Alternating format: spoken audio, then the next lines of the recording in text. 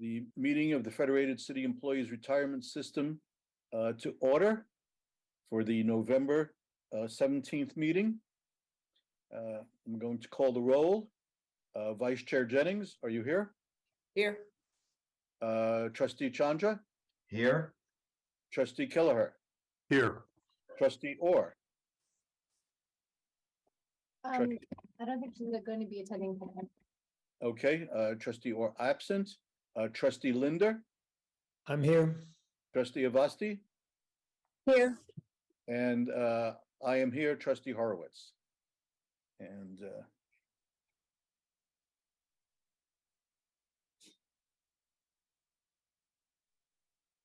so we are continuing to meet under the ground rules of AB 361. All votes will be roll call votes. If you are not speaking, please be on mute to cut background noise. For discussion items, each trustee will have a turn to speak in roll call order more than once if desired, and the public will also have an opportunity to speak on each item after trustees. We will take a break today at about the 10 o'clock hour and again at about 1 o'clock to accommodate the Civic Center broadcasting system.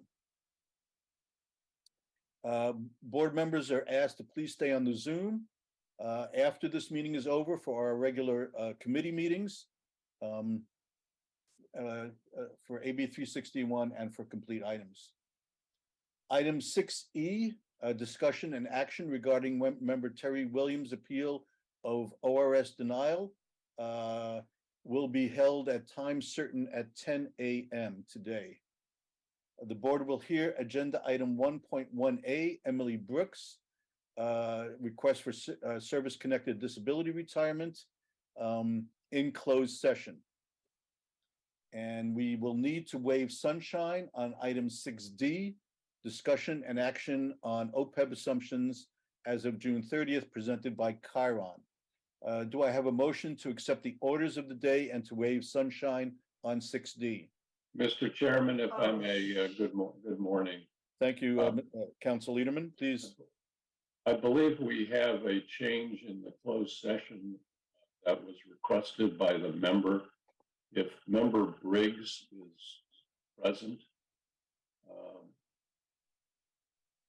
would member Briggs like to change the previous request? I don't see Linda or Michelle. She's not, I don't see a Briggs on our call. Council, it's possible that because we indicated to her, and Sandra, if I'm mistaken, correct me, that her disability was going to be time set at 9, that she may join a little later this morning. Does that make sense, Sandra? Yes, that makes sense. Okay. All right, then can we proceed with other agenda items until 9 o'clock? I think that would be wise, Mr. Chairman. Thank you. Okay, thank you. In terms of orders of the day, however, unless that needs to be modified, we had a request in writing this morning from member Briggs. We can make that request part of the record. Email request to waive and withdraw her request to go into closed session and instead have the matter 1.1A on the open session agenda heard in open session. So orders of the day may be approved by the board with the exception of the closed session item, which we will determine at the 9 o'clock hour when member Briggs joins us. But that was the request. Your audio is fading a little bit out there, Mr. Liederman. That was the request this morning from Ms. Briggs to not go into closed session as previously requested. Right. So in addition to the orders of the day and the sunshine waiving previously mentioned, the closed session item is now requested to be an open session item at a time certain at 9 a.m. So with all of those orders of the day noted and the waive sunshine on 6D, do we have a motion to accept those orders of the day? So moved. That's a motion by trustee Linder. Is there a second? Second, Second by trustee Chandra. yes. Any discussion, any public comments? We will have roll call vote. Trustee Chandra, Aye. Vice Chair Jennings, Aye. trustee Kelleher, Aye.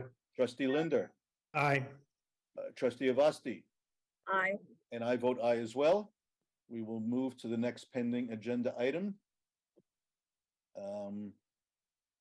And that is Public comment. public comment. At this time, any member of the public may comment on any items not included on the agenda, provided that the matter itself is within the subject jurisdiction of this board. Members of the public who wish to provide comment at this time may do so by raising your hand in the Zoom app, or if joining by telephone, by pressing *9 on your telephone keyboard. When addressing the board, please press *6 to mute and unmute. Please state your name for the record. Prior to providing your comments, all speakers will be limited to 3 minutes. In addition, public comment on items that are listed on the agenda will be taken at the time the agenda item is heard. Are there any members of the public waiting to address the board?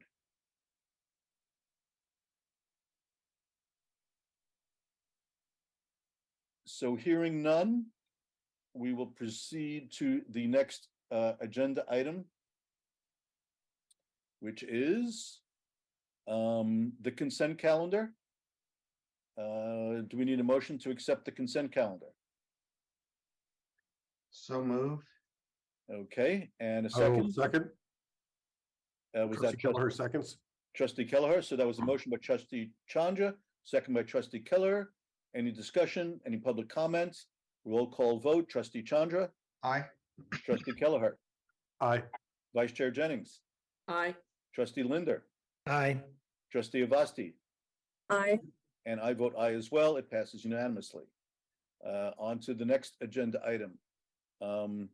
Death and survivorship notification. We will now observe a moment of silence for those who have served the city and who have passed.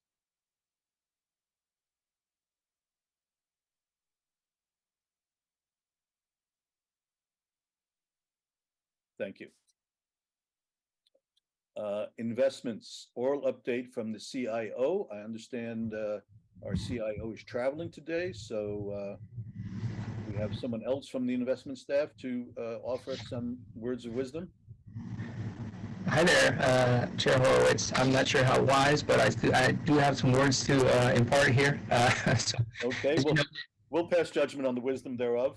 Thank you so much. As you noted, CIO Polani is unavailable today, so I'll be covering for him. Fortunately, the investments portion of the agenda is very short.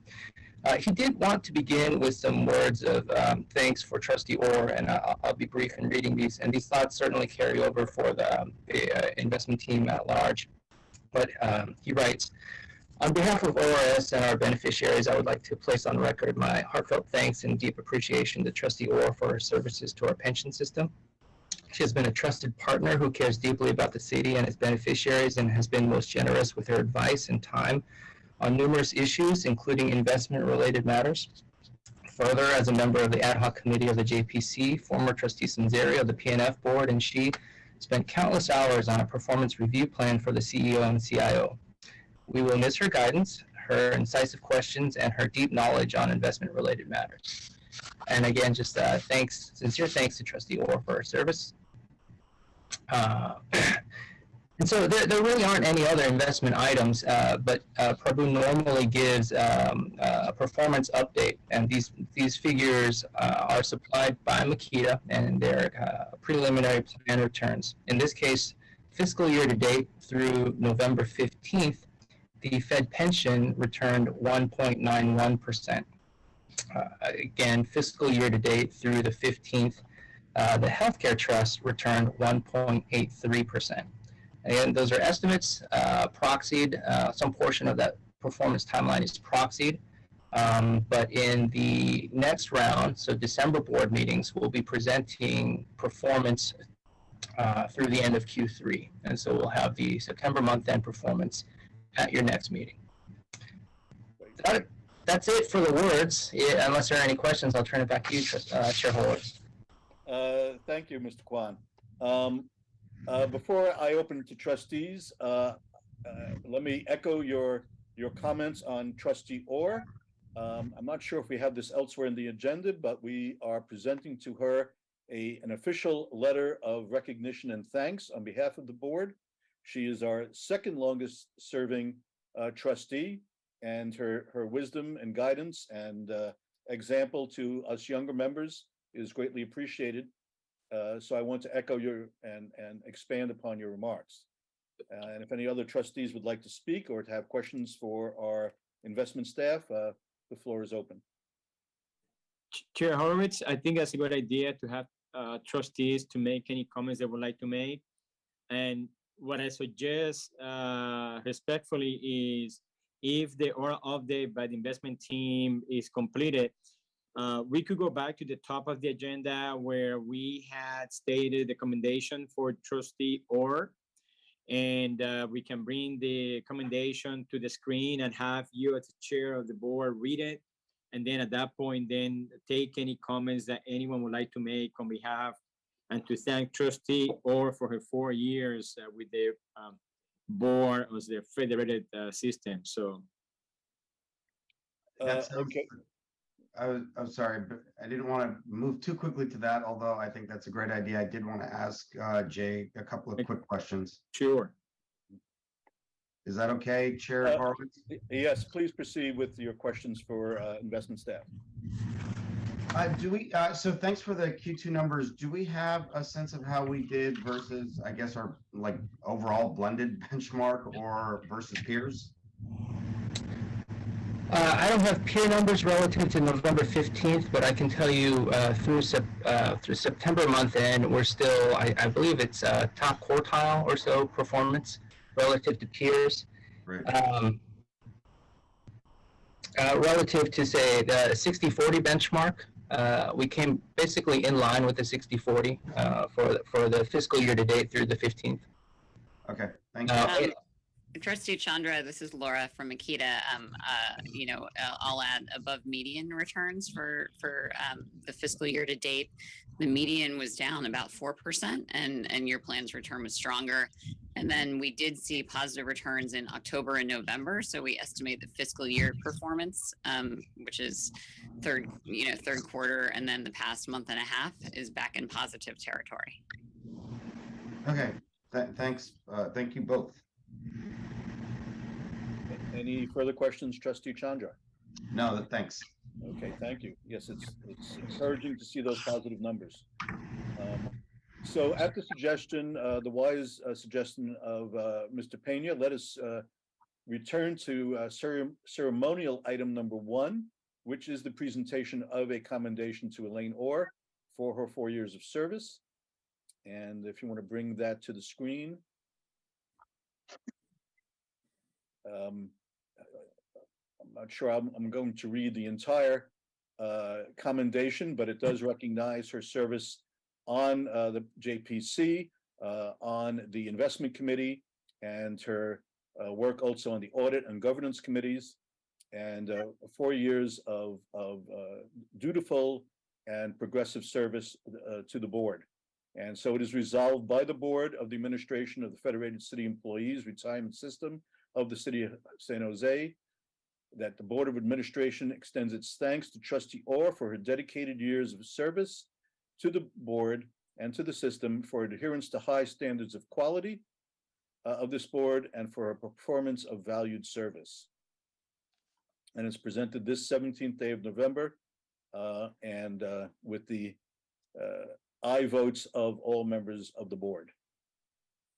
So hopefully Trustee Orr will appreciate this brief note of commendation, and if any other trustees have any words they would like to add, this is the time to do it. I certainly have valued Trustee Orr's contributions and her insights, and will very much miss her.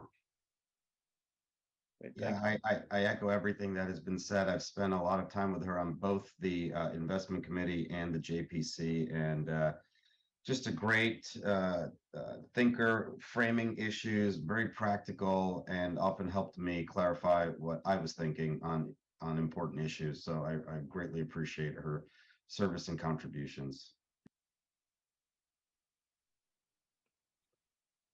Any other comments? Mr. Chair, it's hard to say, to put it in words. I think Prabhu said it best, as stated by our Senior Investment Officer, Jay Kwan. But of course, we have the recommendation here. It has been 4 years, and Trustee Orr has worked diligently on behalf of the plan members, and has been extremely helpful I think as Trustee Chandra indicated, just defining and being practical on bringing issues to the forefront, especially as it relates to investment issues. She always asks very practical questions, and we, obviously are very thankful for the 4 years that she was able to dedicate to the Federated City Employees Retirement System. And we wish her the best in her future endeavors. And we like to publicly remind her that at some point in the future, if she would like to come back, we will welcome her back with open arms. So again, thank you so very much for her dedication and the work in support of the plan, and we wish you the best. Thank you. Yes, her shoes will be a challenge to fill, but that is now the board's challenge to fill her seat on the board. So with no further comment, any public comments, let us proceed to the next agenda item, which is, there was no old business. Nope. And new business then is an oral update from our CEO, Mr. Pena. Yes, thank you, Mr. Chair. So if you bear with me, a couple of issues. This is the month of November, which means we actually are going through the annual healthcare open enrollment for our retirees.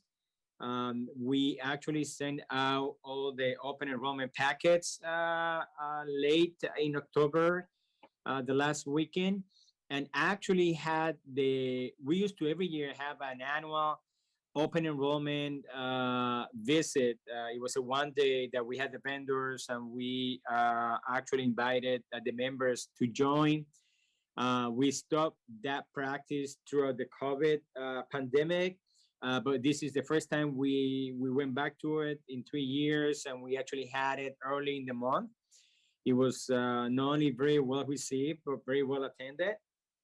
And so far through the month, again, which ends at November 30th, we have received about 350 open enrollment change request forms. And that's actually combined. It's not a number that is just for Federated, but it's combined for open enrollment for both plans. And we are, during the month, have been average about a little more than 100 customer contacts per day, but about half or more of those are really related to open enrollment issues or questions. So it's been quite a busy month. So again, we want to thank staff for making sure that they're available to address questions by the members. And we want to remind members that staff is available and they can go to our website. They can also contact in the website. We have links to reach out to the various vendors, and the vendors also have presentations that are scheduled throughout the month. Also wanted to let you know that we selected a senior supervisor employee, which is Marivic Garcia. She's actually already an employee with the office, and she was promoted to that position. So she started working with us in 2014, and we welcome Marivic to that position and wish her the best. And Patricia Olag will be backfilling Marivic's old position. She's actually now works on the front, but she's going to be actually filling up the staff specialist position that Marivic used to fill in the past. We are, as you remember from your last meeting, you approved Maury's retirement, which meant that at the end of this month, October 28th, it was the last day. So she is now a happy retiree. And so we have kicked off a recruitment for that position. We will keep you posted. We actually have a quarterly meeting with the staff. I've been doing that for almost 10 years now, just to keep staff apprised of any news, whether it's plan related, with the boards, the public in general, and what's happening at the office or in the pension world. And so our was last November 10th. We have the meeting in which we discuss, among many other things, two things. One of the questions was, when will the board go back to in-person meetings? And there was not much to say other than we will continue meeting remotely. until we're not able to do so. As you know, I think General Counsel has indicated that the current proclamation actually ends February 28th.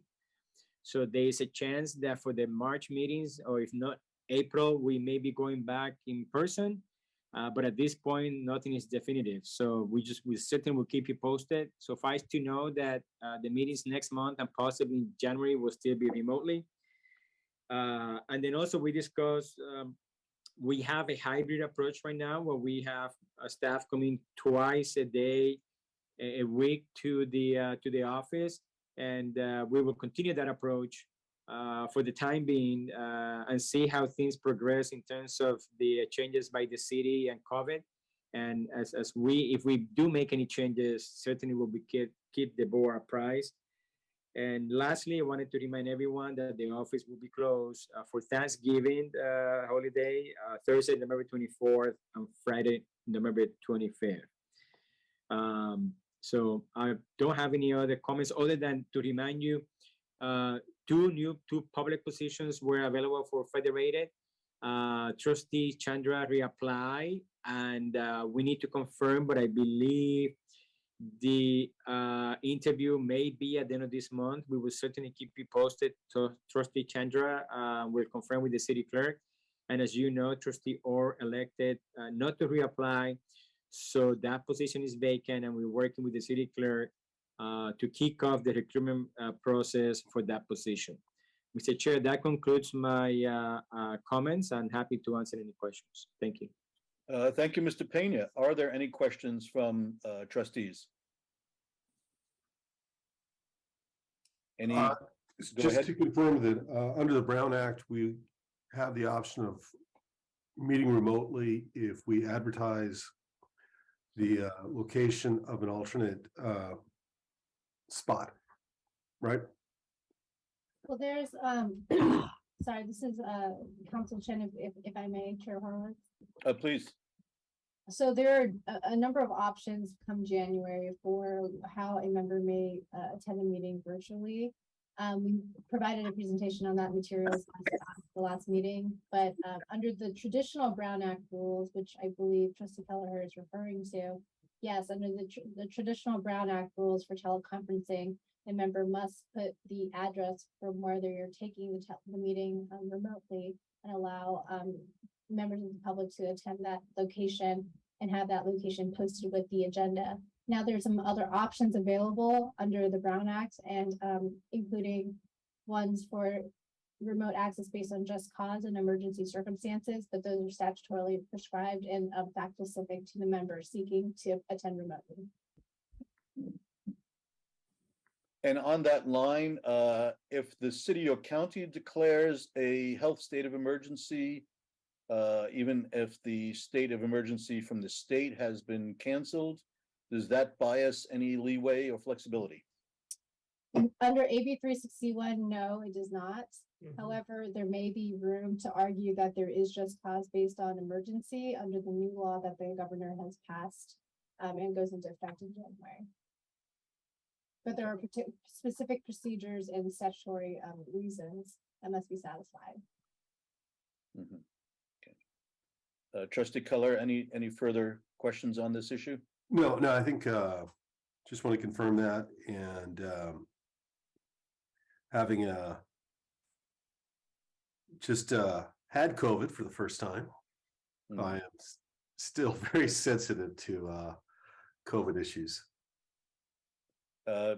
Believe me, the chair shares your concern deeply. It is something I'm very conscious of, and trying to develop methods, practical methods for our public meetings that will minimize the risk of unhealthy conditions as much as possible. Thank you. Any other trustee questions for our CEO? Any public questions or comments? Okay, hearing none, we can move forward to item 6B, oral update from the city liaison. Is Ms. Davis present? Or anyone from her office?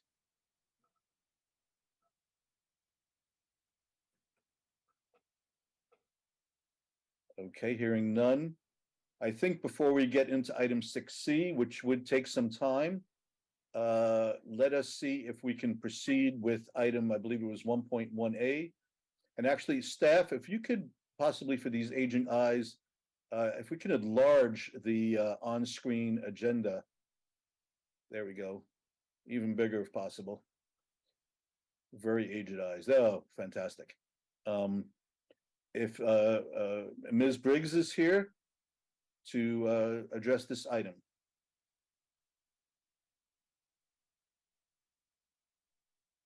Emily Briggs?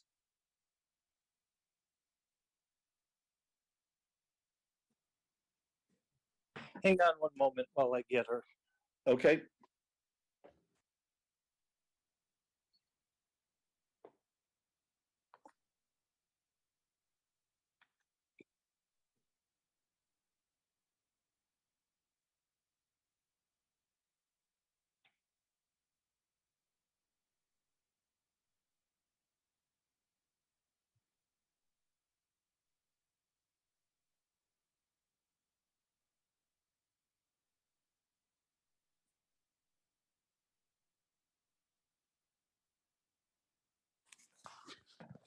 Okay, she is here and available. Okay, thank you. So we're now hearing agenda item 1.1. And just to confirm that we are doing this in open session at the request of the applicant. And this is an application for a service-connected disability retirement for Emily Briggs. Ms. Briggs, will you identify yourself by unmuting yourself and turning on your video to let us know that you are present? Yes, I am. I'm right here with my husband, Kevin Briggs. Thank you. Mr. Chairman, if I may. Please. Thank you, Mr. Chairman. Ms. Briggs, good morning. I'm Harvey Lederman, the fiduciary and general counsel to the board. Would you please confirm the message that you sent to ORS staff this morning about withdrawing your request for this matter to be heard in closed session? I did. My husband and I are a bit confused about what's the difference between a closed and an open session. At first, I thought that a closed session just is a private session where no other people that are not related to the case are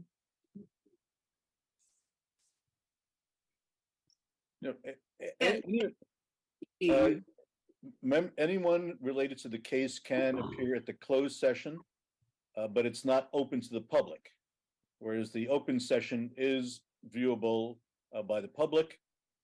Not that there are huge numbers of the public presently here. And is the closed session recorded as well as the open session? Are they both recorded? No, the closed session is not recorded. Okay. One of the problems we have had in the past with closed sessions is that things were discussed and staff was supposed to have done things and they have not, and that has delayed the hearing of disability retirement case for many years. And we have a concern about things not being recorded if in fact this happens to be deferred again, which we hope like heck it is not. But in any event, we would like some recording of the events so that if something comes up in the future, we have reference to what it was that the board decided and why they decided it, and what, if any, further actions need to be taken by the various parties. If I may, Mr. Chairman, Please.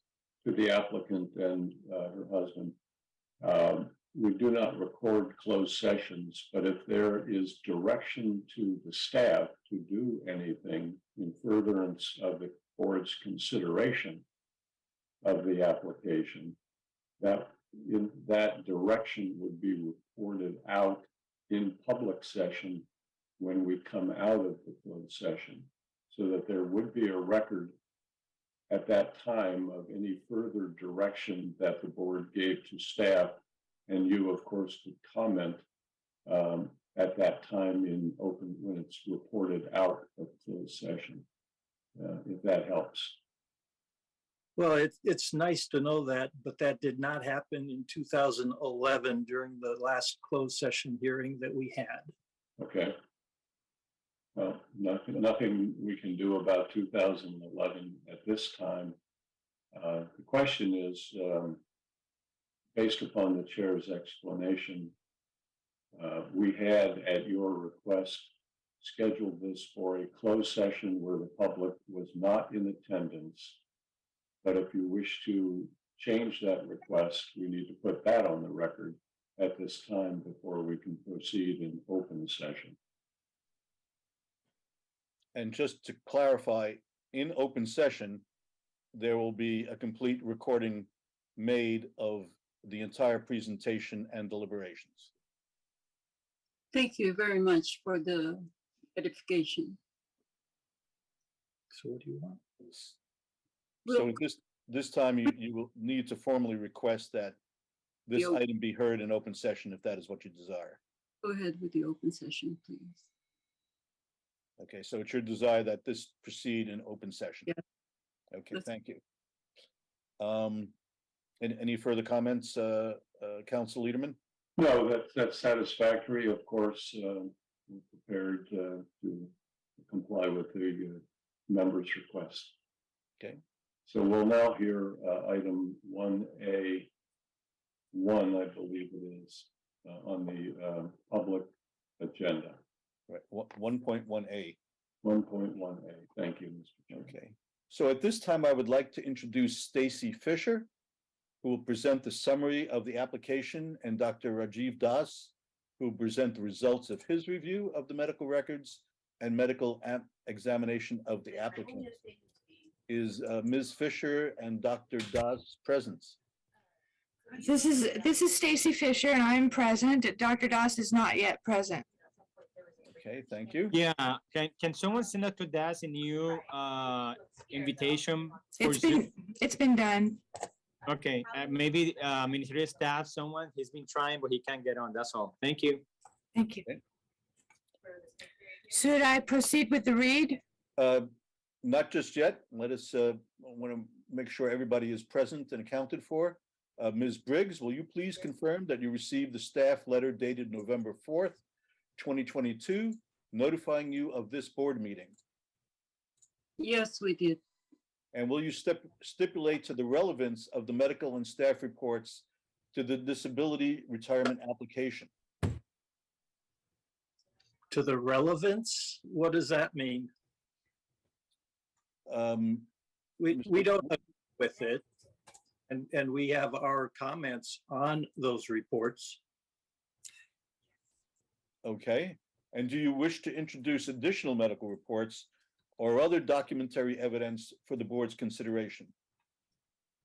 We wish to go over more detail on a number of the history that the memo from Sandra Castellano goes through. And we also wish to make comments on the narrative and the assumptions that were made committee and to the attorney's office. Okay, thank you. So please be on mute if you're not speaking to the board directly. I'm hearing a little bit of crosstalk. Okay, thank you. The board has access to all the materials that are in the record. They were received as attachments. I hope all trustees have had a chance to review them. Because the application raises several collateral issues that could consume a great deal of time, we have asked the parties to come prepared to focus on the key issues that will be determinative of this application. Mr. Liederman, would you like to address those at this point? Yes, just on behalf of the board and not advocating in any respect. Thank you. I think because of the excuse me one moment. I think because of the volume of material and issues that are raised, that it might be useful to the board and to the applicant and all other participants if I put up on the screen a summary of the findings. If I may do that. Does that show up on your screen, everyone? Yes, you could enlarge it a bit, I think, for, Oh, you're going to say that, are you? I Okay. am, I'm gonna go there. How's this? Much better. That better? Absolutely. So just for purposes of focusing the board's attention and the participants' attention, this is a summary of the committee's findings, the disability committee's findings. There are 3 claimed conditions that relate to the disability application: cervical neck pain, carpal tunnel, excuse me, and psychological conditions. The committee found that first, the 2 questions that need to be addressed: is the member incapacitated for service? And if so, is her incapacity service connected?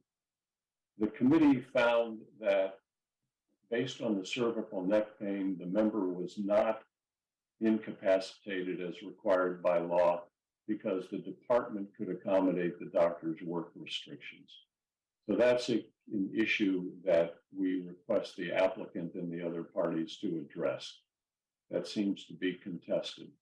But that's what the committee found based upon the doctor's work restrictions and the Department of Transportation's evidence that was submitted that they could accommodate the work restrictions.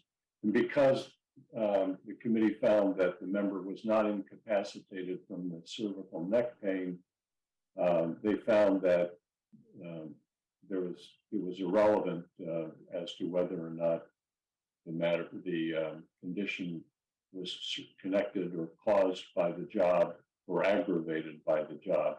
But the committee went on to find that even if the member had been incapacitated and not be able to be accommodated, there was no job causation or aggravation.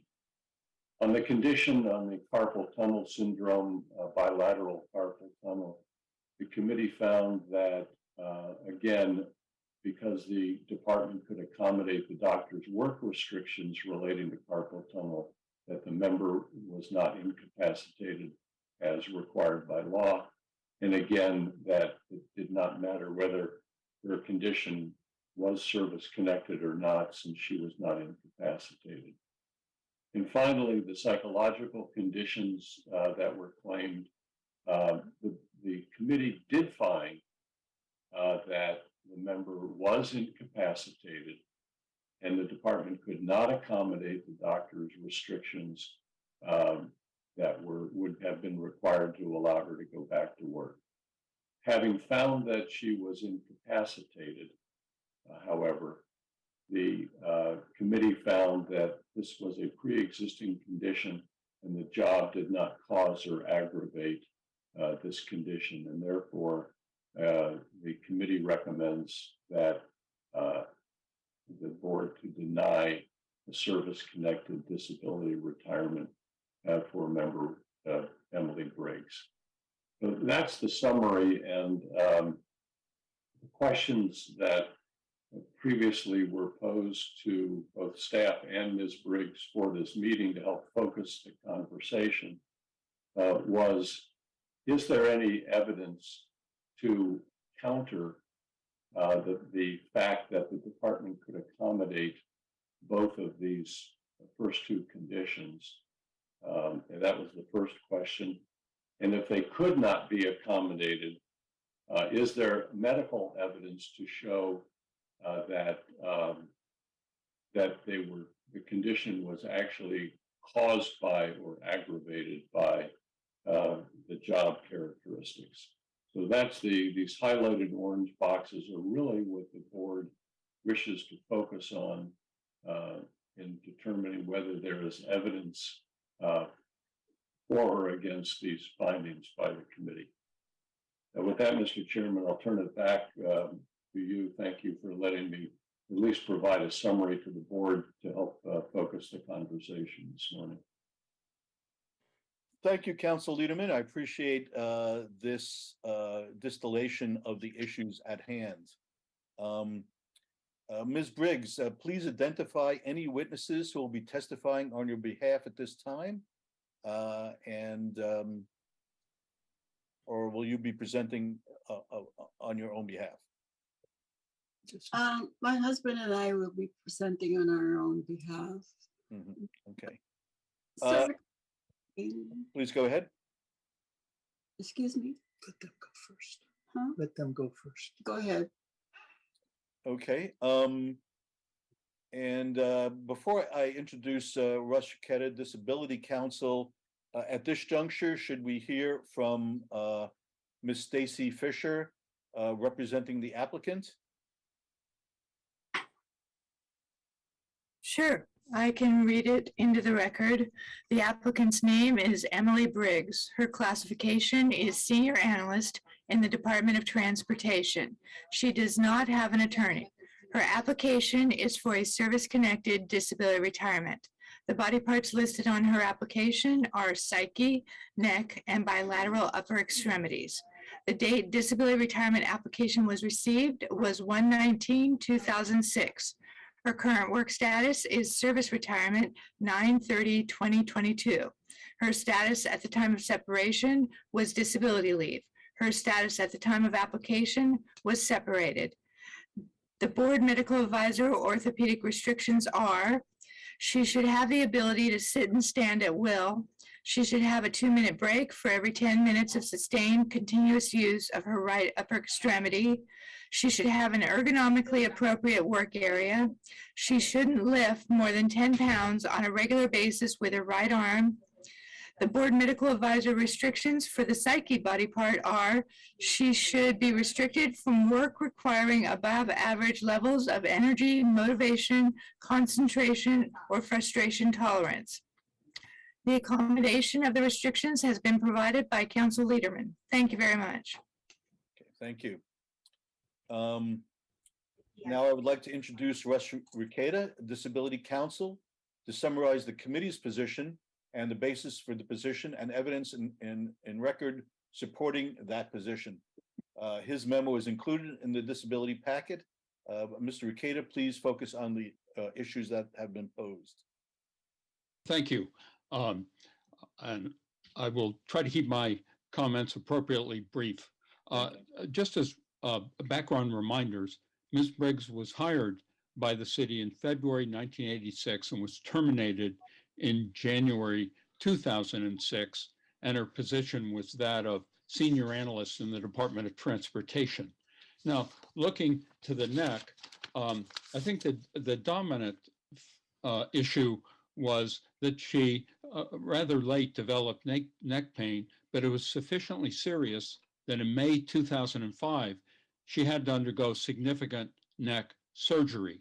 She thereafter returned to work briefly, had a minor incident on November 11, 2005, and then in January 2006, she was terminated. Now, Dr. Doss, both in 2006 and thereafter, provided the work restrictions for the neck that Ms. Fisher has summarized.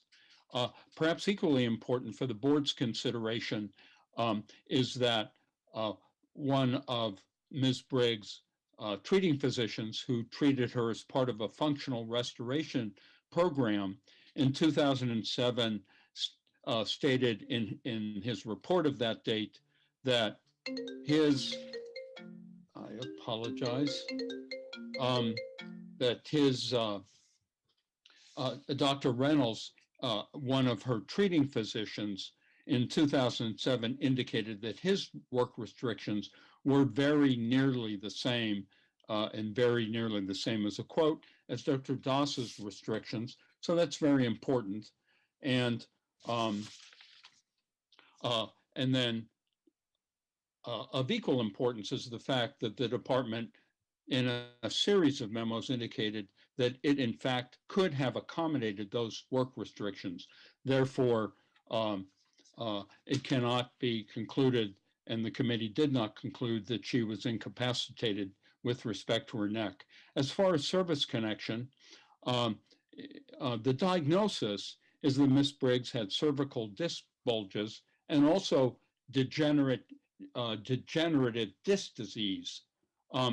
And Dr. Das has, I think, persuasively argued that computer work, even with its requirement of certain neck postures, does not contribute to that kind of cervical condition. We do note there was the November 11th, 2005 incident with the chair of the arm, but her surgeon who did the cervical surgery in January 2006 indicated that that the minor November 11th event did not contribute to any, did not aggravate, is the term I should have used, her neck condition. And Dr. Das also provided substantial citations to the medical literature to the same effect. With respect to the carpal tunnel syndrome, again, Dr. Das provided permanent work restrictions. Dr. Reynolds provided the same comment in 2007. In other words, his work restrictions were very nearly the same as Dr. Das's work restrictions, and the department could accommodate Dr. Das's work restrictions. Now, assuming it's necessary to address the issue of service connection, Dr. Das has cited the current state of the medical literature to the effect that computer work, such as that performed by Ms. Briggs in her position of senior analyst, does not contribute to the development of carpal tunnel syndrome. So that's the state of the medical knowledge, very important on the as to service connection. The last issue raised by Ms. Briggs is that of her psychological condition. And as Mr. Lederman summarized, the committee did conclude that Ms. Briggs was incapacitated because there was a significant work restriction and the department could not accommodate that work restriction.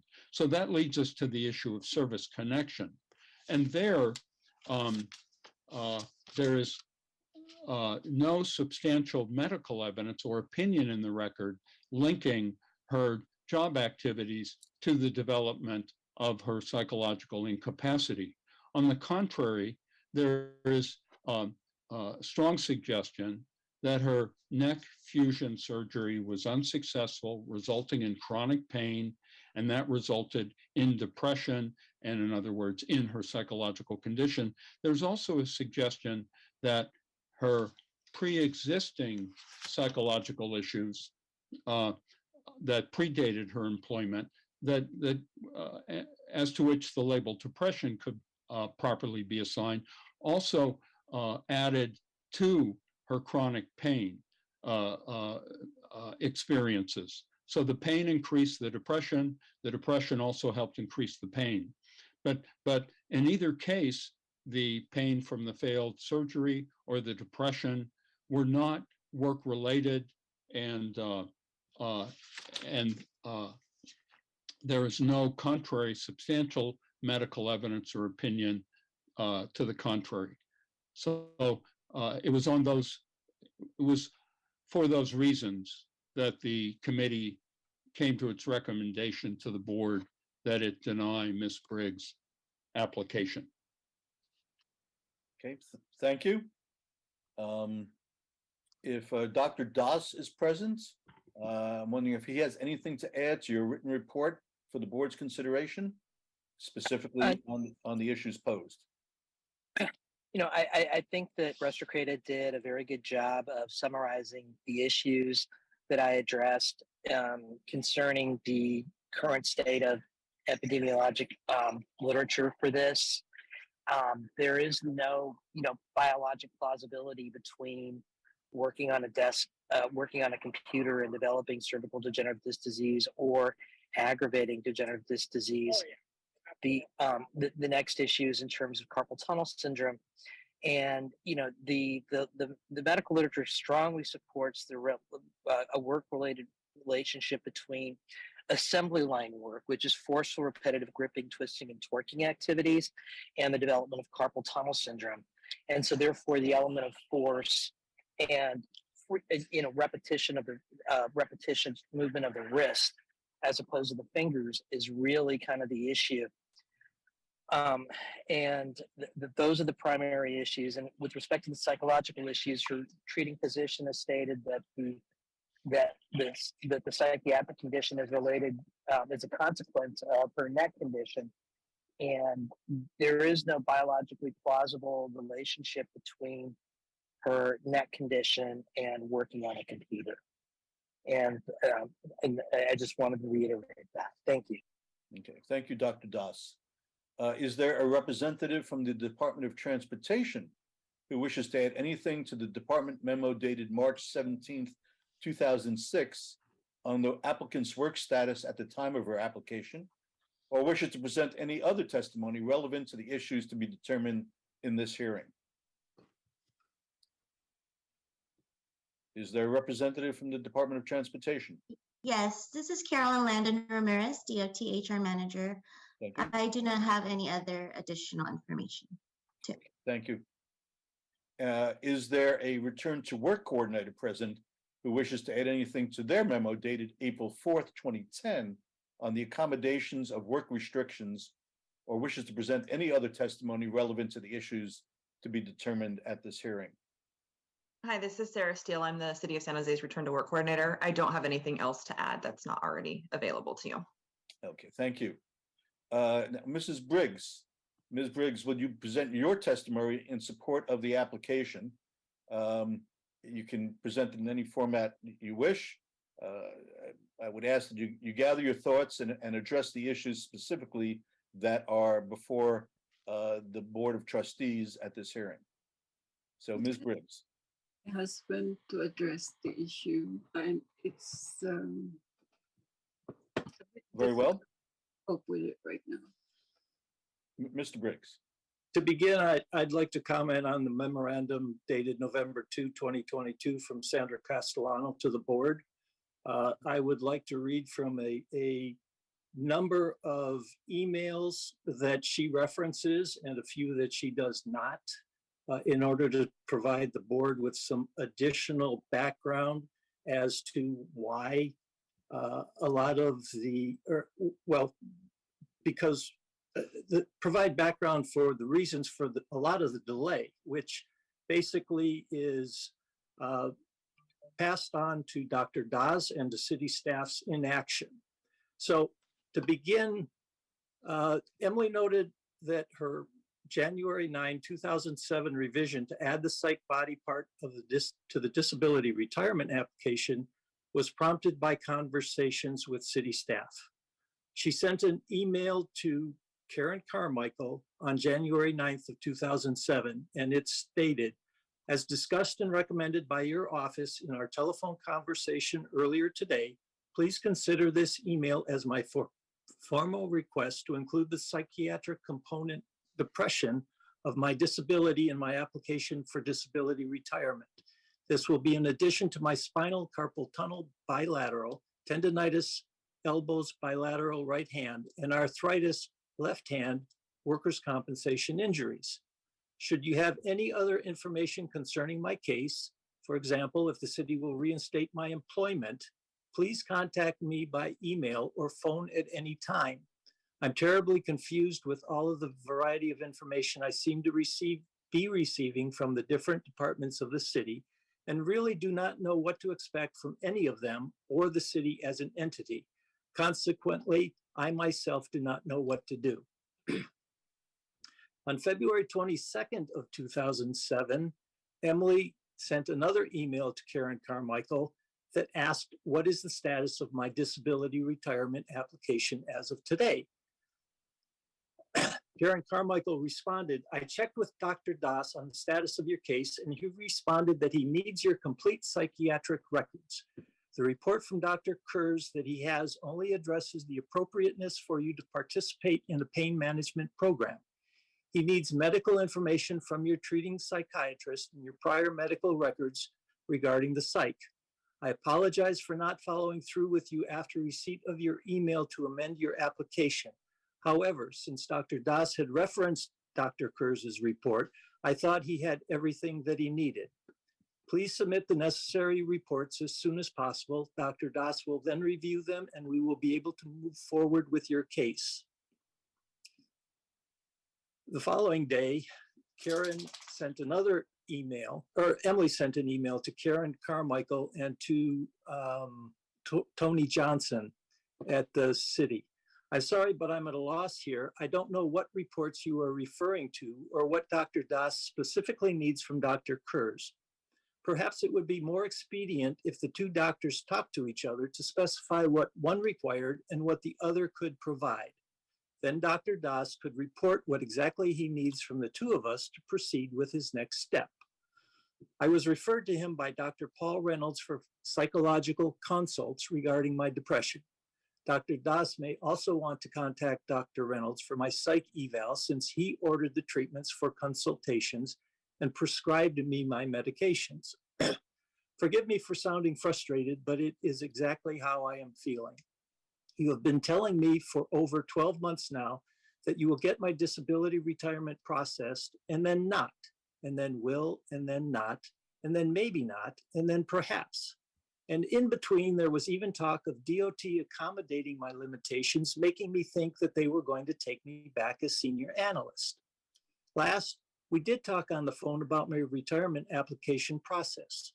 You actually told me that we will go in front of the committee February 2007, which is the deferral date from March 2006, and go in front of the board March 2007, deferred from June of 2006.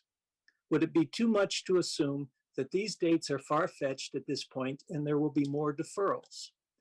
Karen, I'm not doing very well right now. In fact, I'm not doing it all.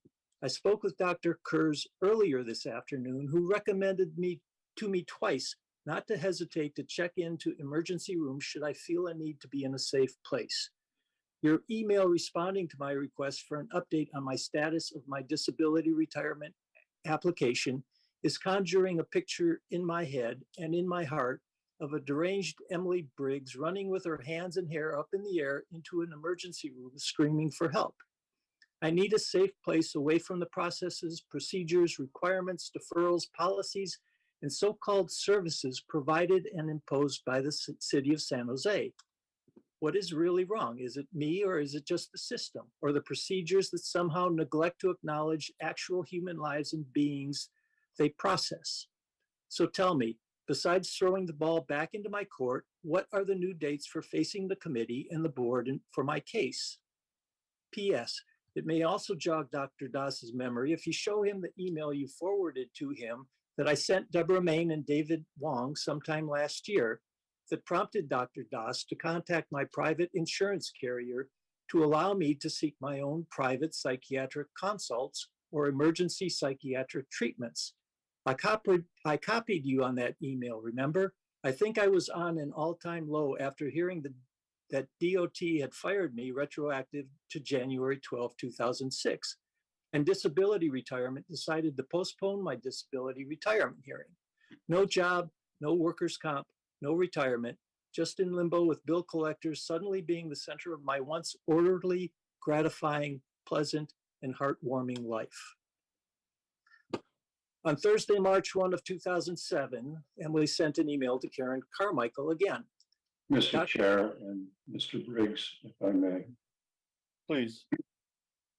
Mr. Briggs, the matters that you're discussing go to the timeliness or lack of timeliness of consideration. The issue before the board is incapacity and service connection, the substance of the application, not the issue of delay. There's nothing the board can do about the passage of time at this time, but the board wishes to focus on the specific issues relating to the application for a service-connected disability So respectfully, if you would be kind enough to address these specific issues in the application and not the passage of time, I believe it will serve everybody better and certainly serve your interests better. So I hesitate to interrupt, but the issue of the passage of time since 2006 is not before the board, and there's nothing the board can do about it at this time. The board is attempting to consider your application on its merits. So if you'd be kind enough to focus on the merits of the application, that would be much appreciated. And I speak for the board, if I may, Mr. Chair. Thank you. Thank you, Council Leaderman. Mr. and Mrs. Briggs, we can certainly sympathize with the frustrations of dealing with the bureaucracy and the delays that you may have suffered. But as council points out, they are not at issue in this current hearing. What is at issue is whether the incapacities could be accommodated by work, whether they are job related, and whether or not they have been caused or aggravated by your employment with the city. So I think if you could address those issues specifically, that will help us for the trustees of the board to come to a conclusion and make a judgment in this matter. And I tend to disagree with everything that has been said here about the delays related to processing this employment application.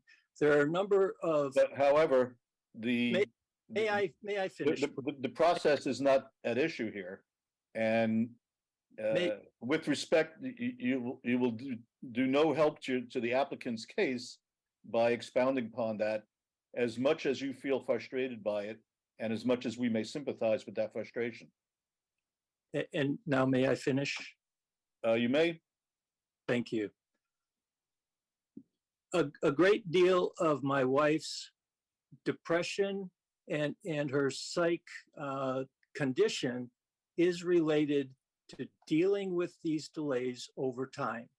It started with her being improperly terminated from the city, her harassment, the city staff pushing her to file a disability retirement application, and then determining that because she had filed that disability retirement application, that she could be terminated immediately without any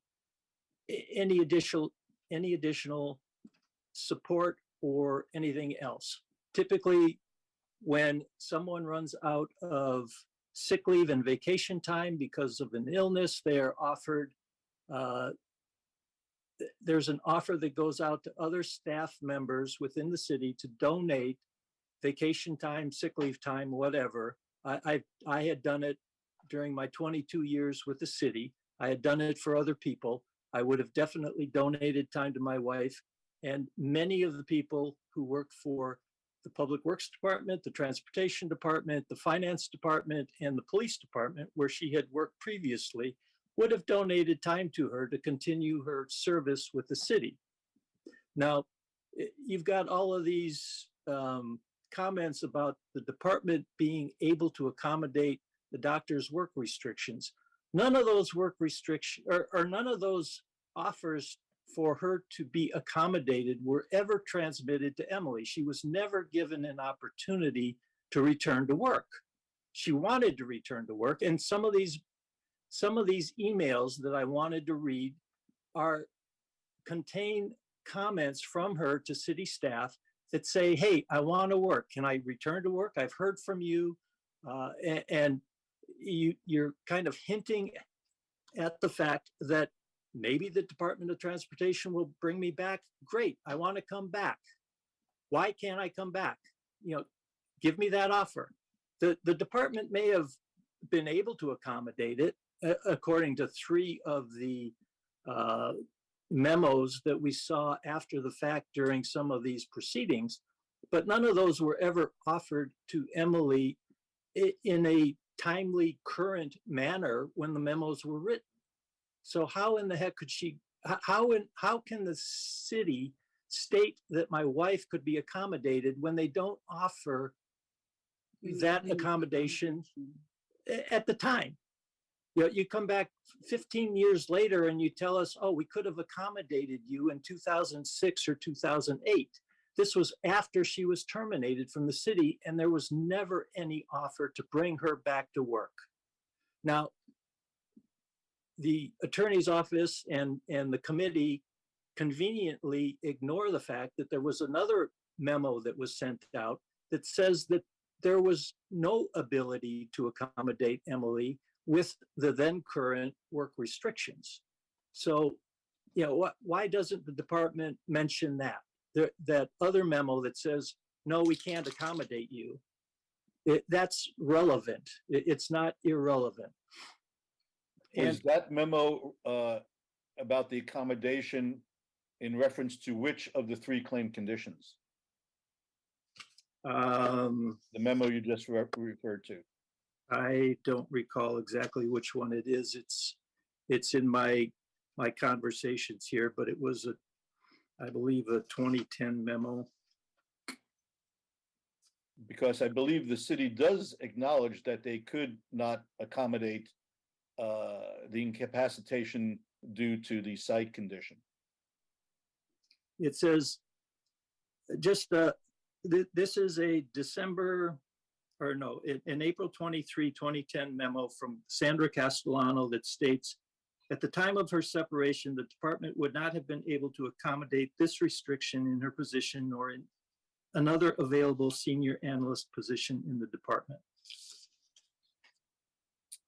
I don't know which condition. I see. Okay. Well, it could very well have been the site condition, which I think is what led immediately to the termination. But if I understand what you're claiming here, you're not saying so much that the work led to these conditions, but the process of applying for disability aggravated the condition. Correct. And all of the delays and the flip-flopping, Dr. Das said, we need your psych conditions. We need all of the medical data from the psych conditions. We provided all of that information to the doctor. The doctor said, no, I don't have it. I need it again. I don't have everything I need.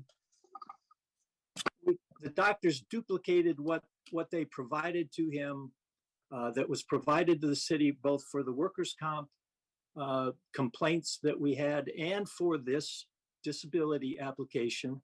I believe that there's only one doctor at the city at the time, and that was Dr. Das. So all of this information went to him upon numerous occasions, but there was no timely review of any of this information. And because we kept asking, what's going on, he continually said, well, I need more information. And we kept sending that more information. And he kept saying, well, I don't have everything. We need to postpone. We need to postpone. And then he would say, well, no, we don't really need the psych component. Let's take it out. So we take it out. We went to a board committee hearing. And the first thing that he said during the board committee hearing is, well, I really need the psych component in this so that I can evaluate it. So we had to add it back in and delay again. Mm-hmm. We had we had a meeting with the board in 2011, and in that board, we had our attorney present and we had Dr. Reynolds present to respond to any of the board's comments and to rebut all of Dr. Das's findings, which he did. And the board at that meeting indicated that they wanted the city to find the IME, QME report from Dr. Rappaport and provide that to the board.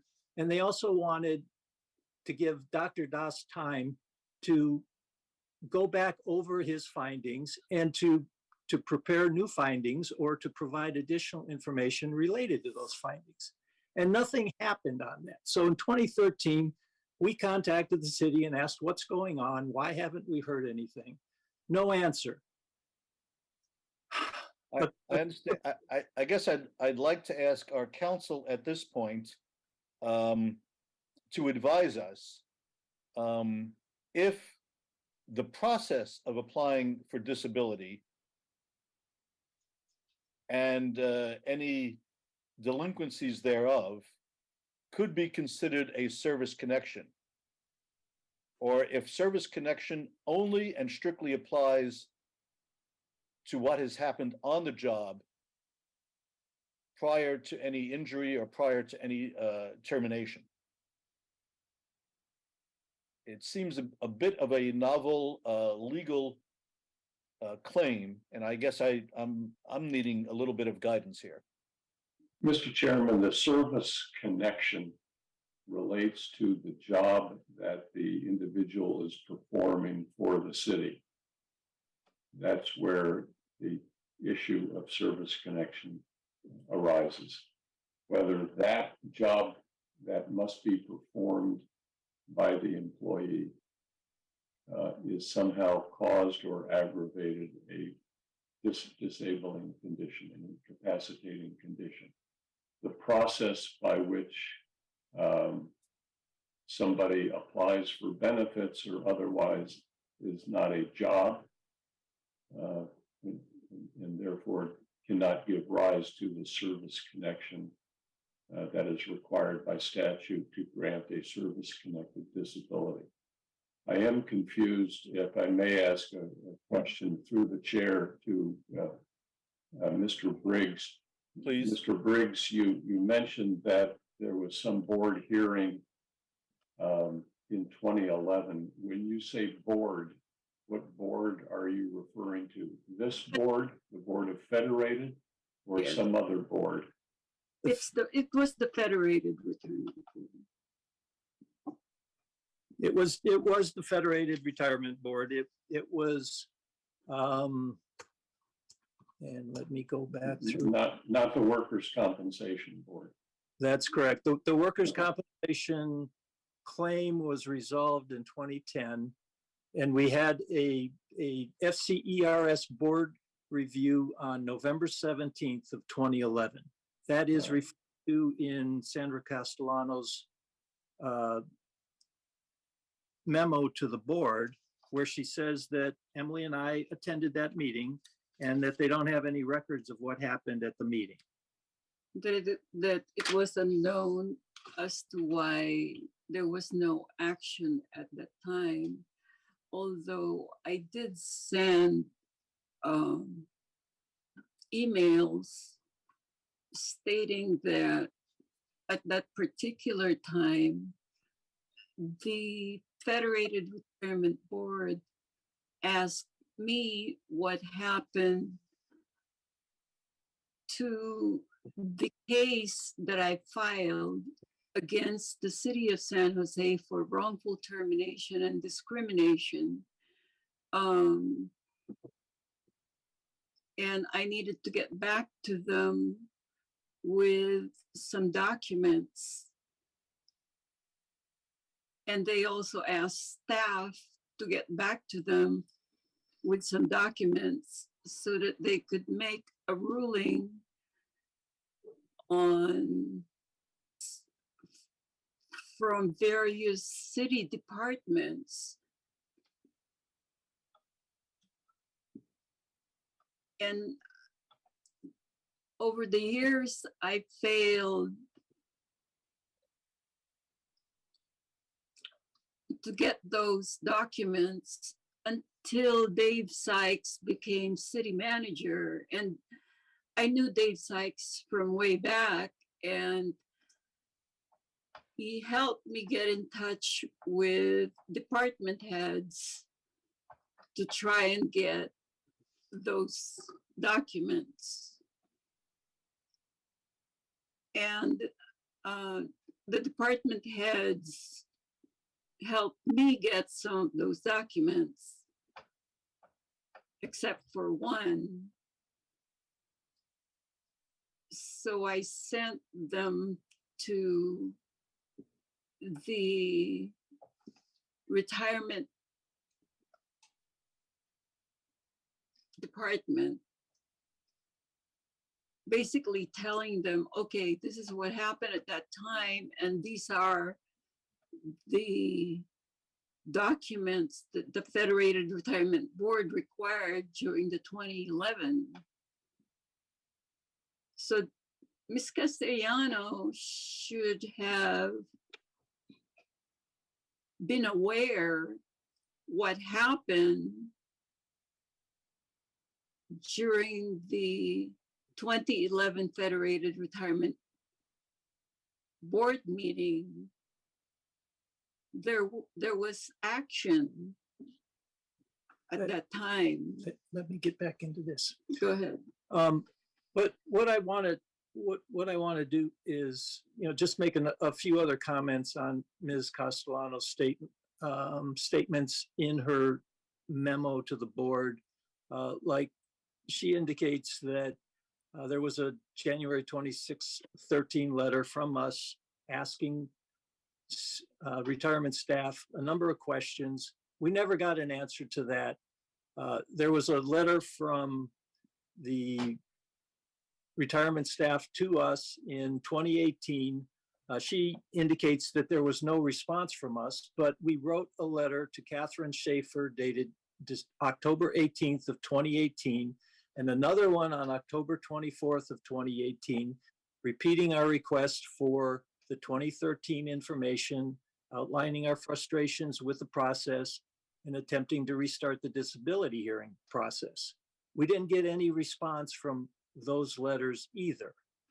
Now, again, my wife mentioned in November of 2020, she contacted Dave Sykes, whom we worked with when he was a civil engineer 1 in the Department of Public Works. So we knew him personally, and he would, like she says, he was helpful in getting us going on a little bit of this and getting a little bit more action out of the city. She mentions that the April 6, 21 meeting was deferred. Well, it was deferred for an MRI biopsy and surgery that Emily had on her thyroid. There was a memo 9/19/2022 supplemental report of Dr. Das.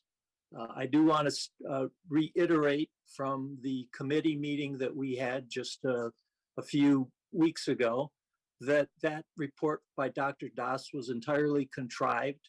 During the committee meeting, I explained all of the cherry-picked statements in Dr. Das's report as being unrepresentative of Emily's condition and treatment.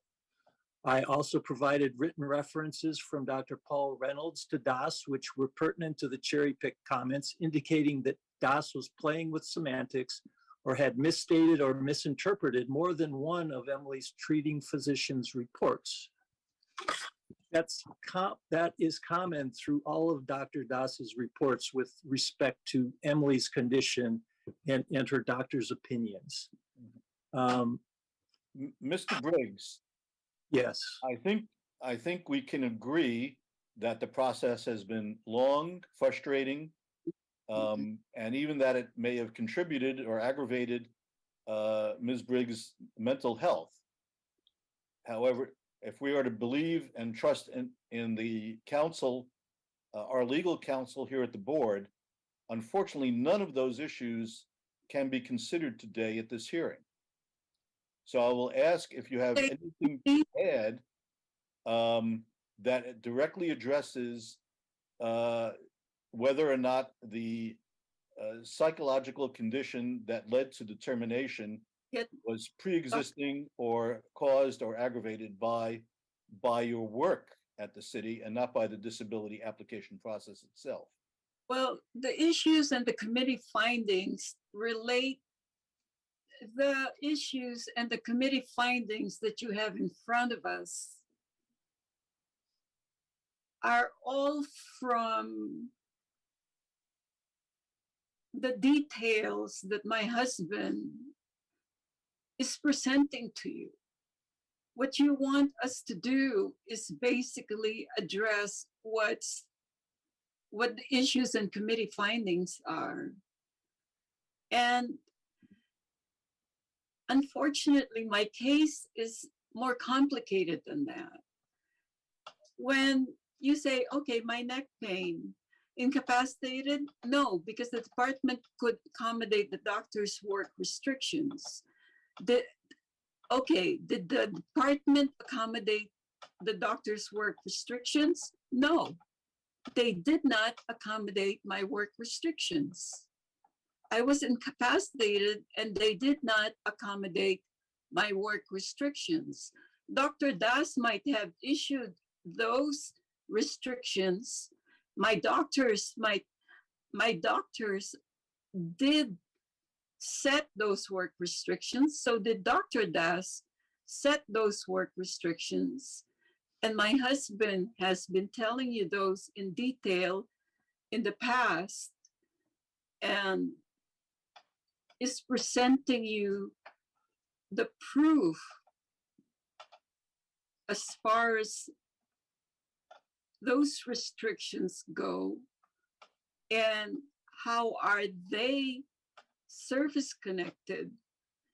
And you keep telling us that what we're telling you is irrelevant, but it really isn't, because these are the issues and the committee findings, unfortunately, have skipped or missed out on the due diligence, and they're just basically saying, yeah, the department could have accommodated the doctor's work restrictions.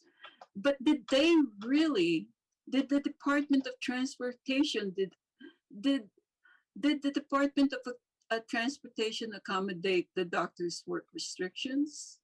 No, the Department of Transportation never accommodated the doctor's work restrictions. I would like to, reiterate something else that we mentioned in the committee, that in the interrogatories for the workers' compensation case under oath, Emily indicated that she told her bosses that the work areas that they were providing to her were not ergonomic, that they didn't meet the conditions that were required for her to be working. And this aggravated her conditions. So that while the department might say that they could accommodate the doctor's work restrictions, back in the mid 2006, they were not accommodating work restrictions. They might have said they could, but they weren't doing it. And it was exacerbating her pain. And it was causing her additional pain. And if you're asked about service connection and the medical causation of the neck pain, the carpal tunnel, when you're talking about gripping, I'm gripping the mouse. If there is, I agree with Dr. Das when he says there are a lot of studies out there that computing, it's a controversial issue about computing causing carpal tunnel. But there are also studies out there that says it could cause carpal tunnel. However, in all of those studies, there is one common denominator, that when you're computing, especially if you're computing more than 20 hours a week, you need to have the right setup when you're computing and mousing. You need to be able to have an ergonomic workstation, the right posture, the right setup for your workstation. And even the doctors that have provided me with my work restrictions have set those, have written down those particular accommodations, including Dr. Das. Unfortunately, Dr. Das never followed up with my department to ensure that my restrictions were accommodated, even after I came back from my surgeries,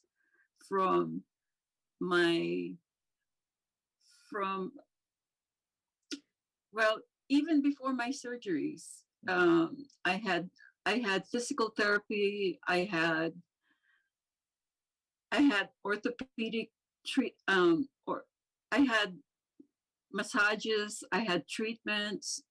Mr. Right. Chairman, may I? Just as a reminder, and forgive me, Ms. Briggs, we have a matter scheduled at 10 o'clock in 3 minutes for a time certain. This matter is taking much longer than I thought we had allotted for it. I understand it's important, and we need to pick it up again. But I do believe that we need to at 10 o'clock go to our time certain matter, and then when that is completed, we can resume this matter. Okay, hopefully that is acceptable to Mr. and Mrs. Briggs. We do have a time certain matter at 10 o'clock, and I also promised a break before the 10 o'clock hour.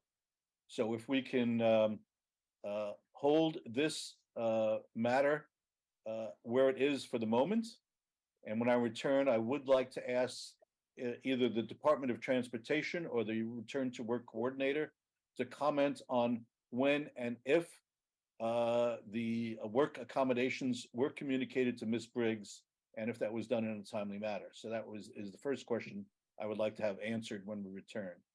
So at this point, I'd like to call for a momentary recess for about 5 minutes, and we will return to the 5 o'clock. To the 10. After 5 minutes, we will return to the 10 o'clock time certain issue before us. And then we will, Mr. Chairman, resume the Briggs application matter. So if they will be kind enough to stand by, we appreciate their patience.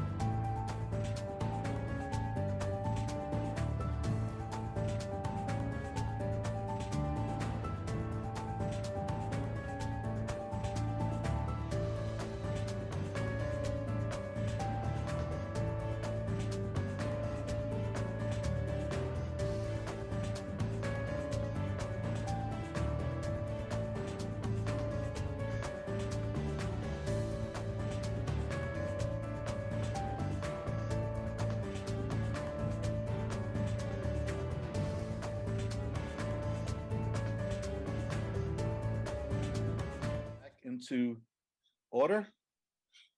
And we have a time certain item, which is 6E. Discussion and action regarding member Terry Williams' appeal of ORS denial to include a 5% non-pensionable compensation increase in her disability retirement allowance offset calculations. Council Chin, would you like to present on this item? Yes, thank you, Chair Horowitz. My name is Maytek Chin. I have an unemployed counsel. I'm looking to see in the gallery if we have Miss Terry Williams. I believe I saw her present, but I'm just checking to see if she is back at her computer. I am here. Okay. Ms. Williams, will you be presenting with screen share and video? Yes, I'm very Zoom challenged, so I'm trying to figure out how to make sure you guys can see me. So if you could advise if you can. There should be at the bottom of your left-hand screen, there's a microphone and then there's a video. Uh-huh. If you click on the there should be, if you click on the video, it should turn it on. Okay. Video button on the left. There you go. Okay. You're present with us. Okay, so Chair Horowitz, for this proceeding, the member and the plan council has agreed to the following formats.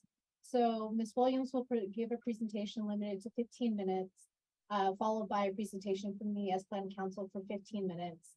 And we will follow up with 15 minutes of questioning from the board before the board takes action on this item. Okay, So with that, I will go ahead and turn it over to Ms. Williams. It's her. okay. And is staff prepared to operate those times and to alert us when the 15-minute limits are up? We can let her know. I mean, we'll keep track of it, and so can the Attorney Chin. Obviously, we'll certainly be considerate if she's finalizing her comments, obviously. Thank you. Okay, thank you. Okay, Ms. Williams, please proceed then. Thank you. Hello, my name is Terry Williams. I'm a former city employee who received a disability retirement on June 8th of 2006. The position I retired from is Public Safety Radio Dispatcher 2, which is currently called Public Safety Radio Dispatcher. My reason for being here today is to appeal to the board to include the 5% non-pensionable raise that was given on July 1st, 2018 in the calculations for outside earnings. I want to start by stating that I am not asking the city to give me more money or to change the amount of my retirement allowance.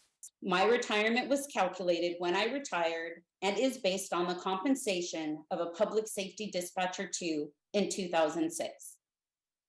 The only changes to my retirement allowance are from COLA, cost of living increases. This is not about getting more retirement money. It is about being able to earn what I would be earning if never forced to take a disability retirement. I have provided multiple attachments that you can reference during my presentation. I'm going to try to share the screen with one right now, so hopefully that is working. If you could just advise. We are not seeing it yet. Okay. Again, I'm very Zoom challenged, so. I understand. So Ms. Williams, if you look on the bottom ribbon of the Zoom platform, there should be a green button called Share Screen in the middle. Do you see that? Oh, hold on a second. I'm trying to get my view so I can. Okay, share screen. If you click that, then we shall share the screen with the audience here. So all participants. Okay.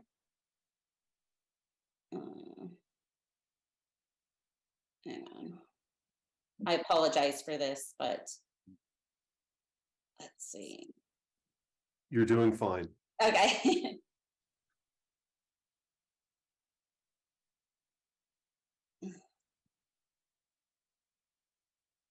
So it's popping up on my computer screen, but I don't know if it's popping up on yours. No, you have to click the share screen on the Zoom window. So Okay. go to the Zoom window and click share screen in the middle at bottom. Should be a green button. Okay, I've already done that. So then do I click the files? Or do I just click share? Just share.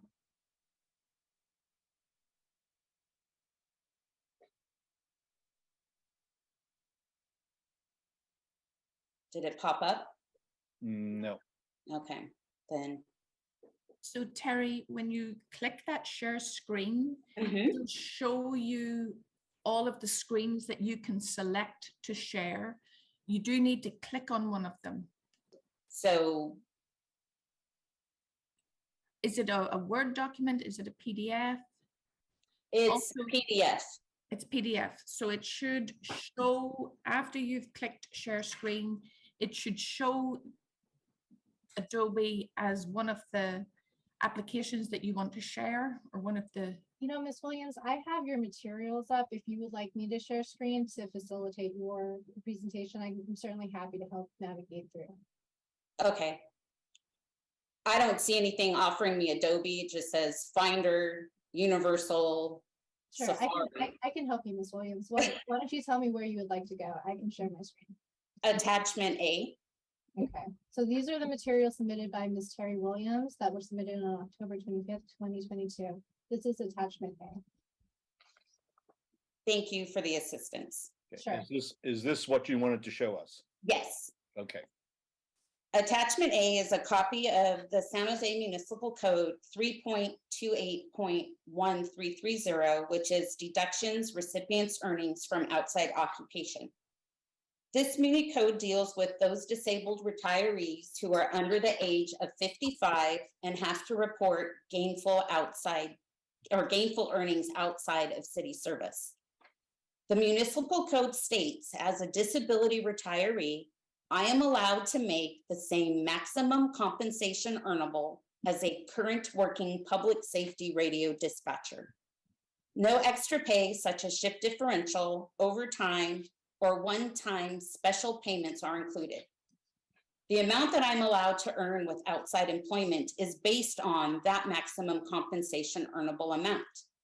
My retirement plus my employment earnings cannot surpass the maximum compensation earnable of a current working dispatcher. If my retirement plus earnings are higher, I am responsible for repaying any overage back to retirement services.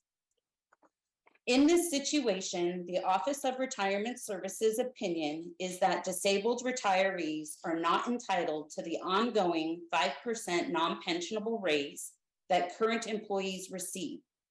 Since this is their interpretation, they do not include the 5% in their calculations to determine how much a disabled retiree is allowed to earn.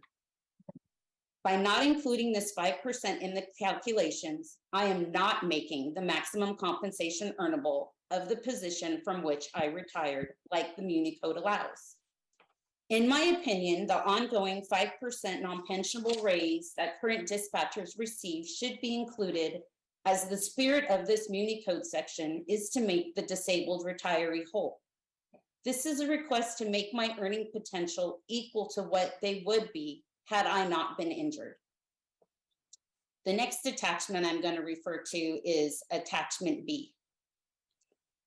Attachment B is the definition of compensation.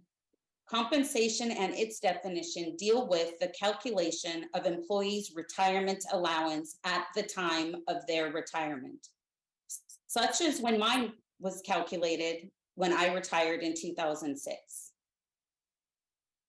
Attachment C is the definition of compensation earnable. Compensation earnable and its definitions deal with what a current employee in a position is earning. This definition, along with the other Muni Code, deals with the calculations of how much a disabled retiree is allowed to earn with employment. My opinion differs from the Office of Retirement Service in that compensation and compensation earnable are two different and distinctive definitions which are not interchangeable in this scenario.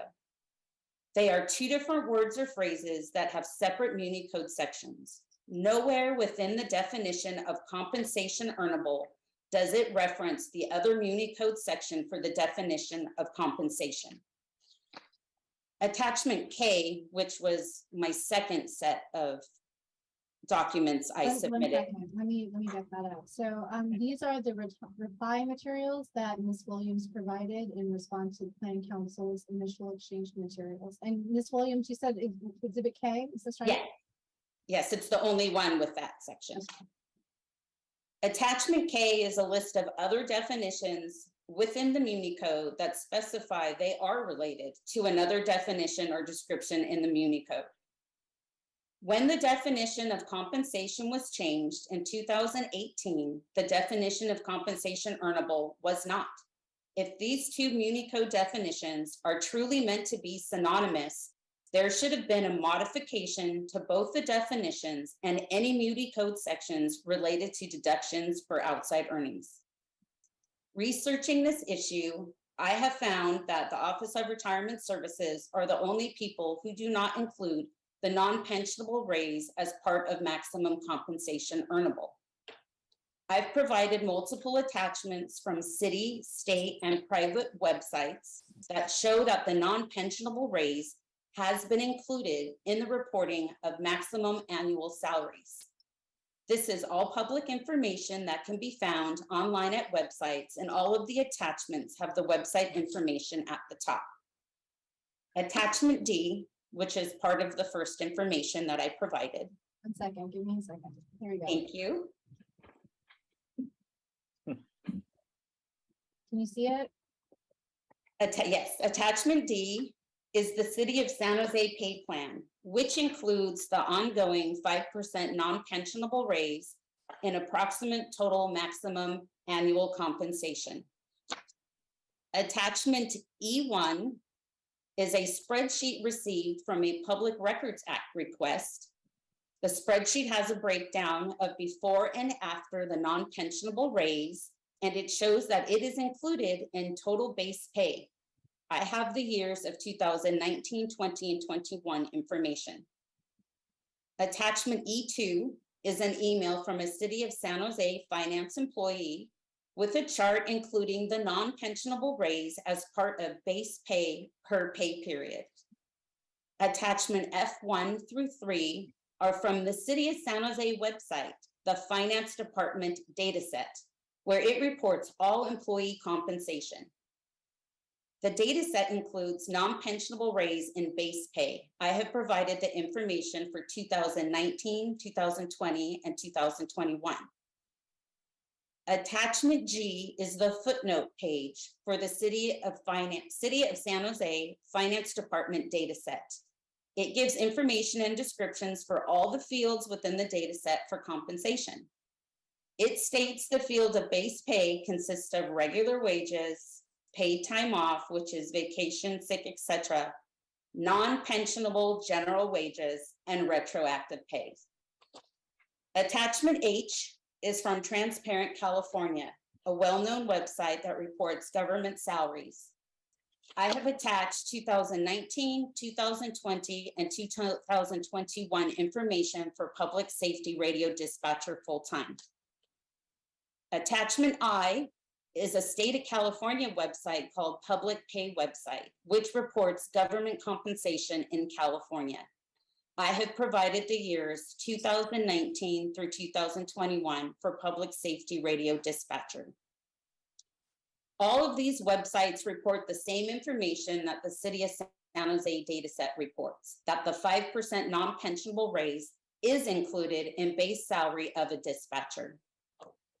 Attachment J is a current recruitment announcement for dispatcher. That includes the 5%. 1 second. Okay. I'll make sure it's in front of the board. Okay. In the meantime, I just want to let you know, Ms. Williams, that you have been in your presentation for 12 minutes. So I just wanted to give you a heads up. There's 3 minutes left. I just don't want you to get there and not know that the time has elapsed. So just 3 minutes ahead. Thank you. You're welcome. Attachment J is a current recruitment announcement for dispatcher that includes the 5% non-pensionable raise as part of salary.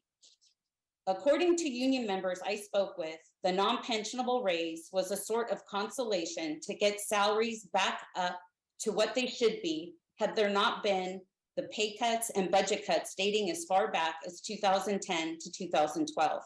Pay cuts that also affected the outside earnings of disability retirees. It is also very likely that the non-pensionable raise could become pensionable in the future.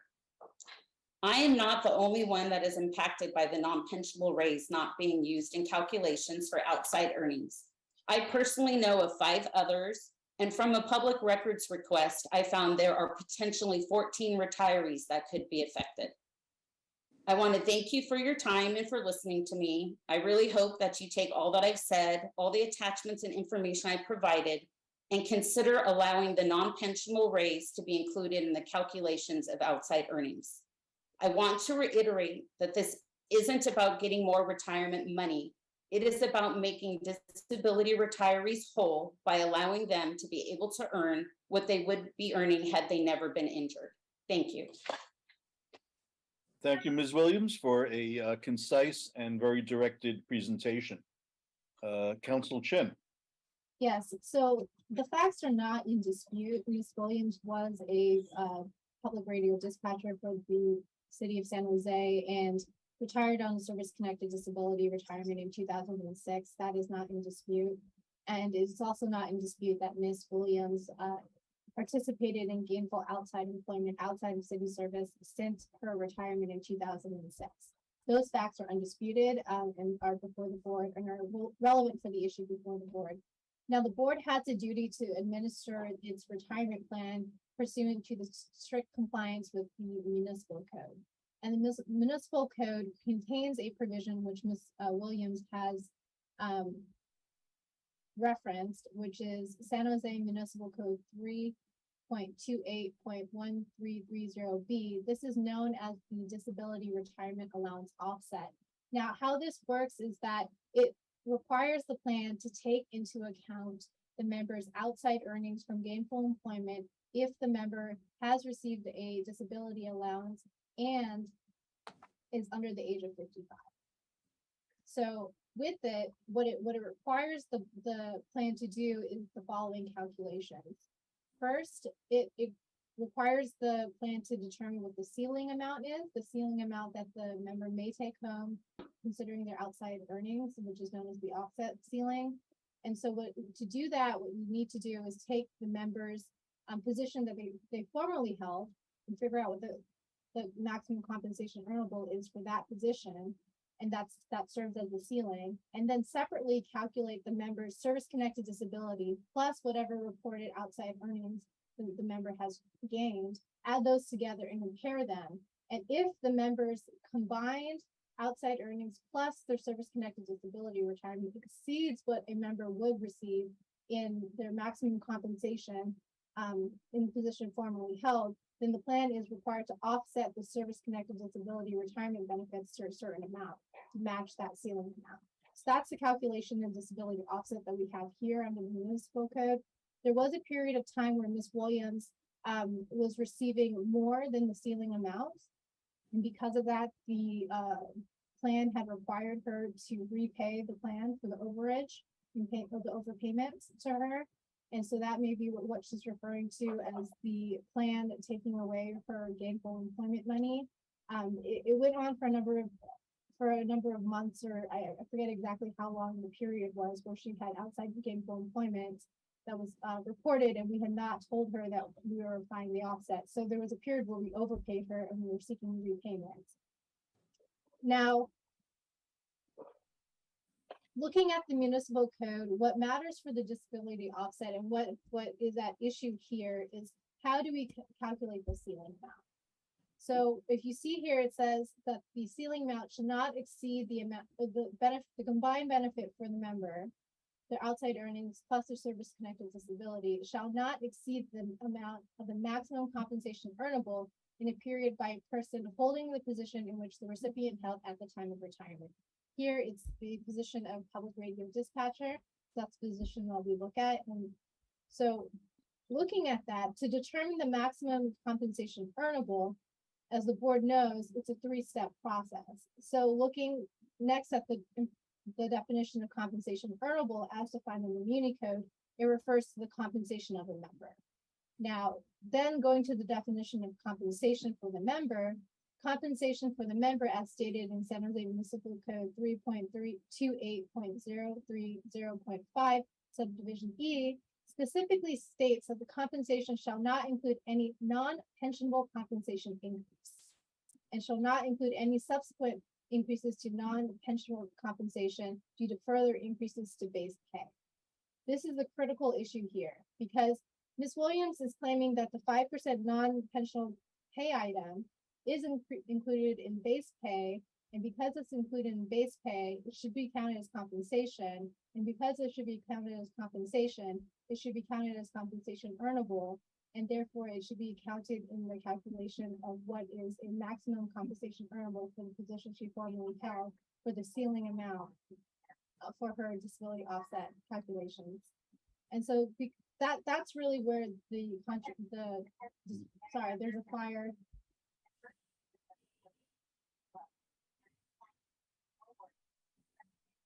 think this is a fire drill in my office that I was not aware of. I will continue with my presentation until I need to evacuate. So with that, that's the sum of the controversy here, is that the 5% non-pensionable increase that Ms. Williams attempts to include in the pension calculations for determining the ceiling amount for the disability offset is expressly excluded from the San Jose Municipal Code.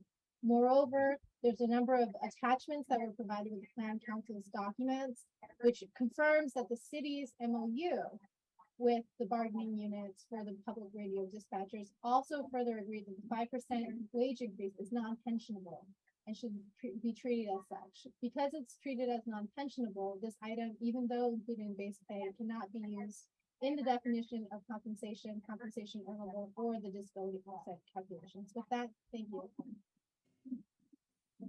Okay, do you need to leave us, Council Chen? Not at the moment, Okay. But Be I will safe. limit myself. Okay, and remind me, the agreed procedure at this point is for Questions from the board. trustee questions? All right, so I will open it up to trustees to ask any questions on this matter.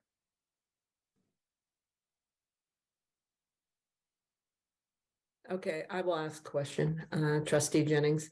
Please proceed. So Ms. Williams brought up multiple, a number of different cases where it was in the Muni Code for for base pay. And she was talking about discrepancies there. Council Chen, you showed how this aspect is talking about compensation and that it's non-pensionable.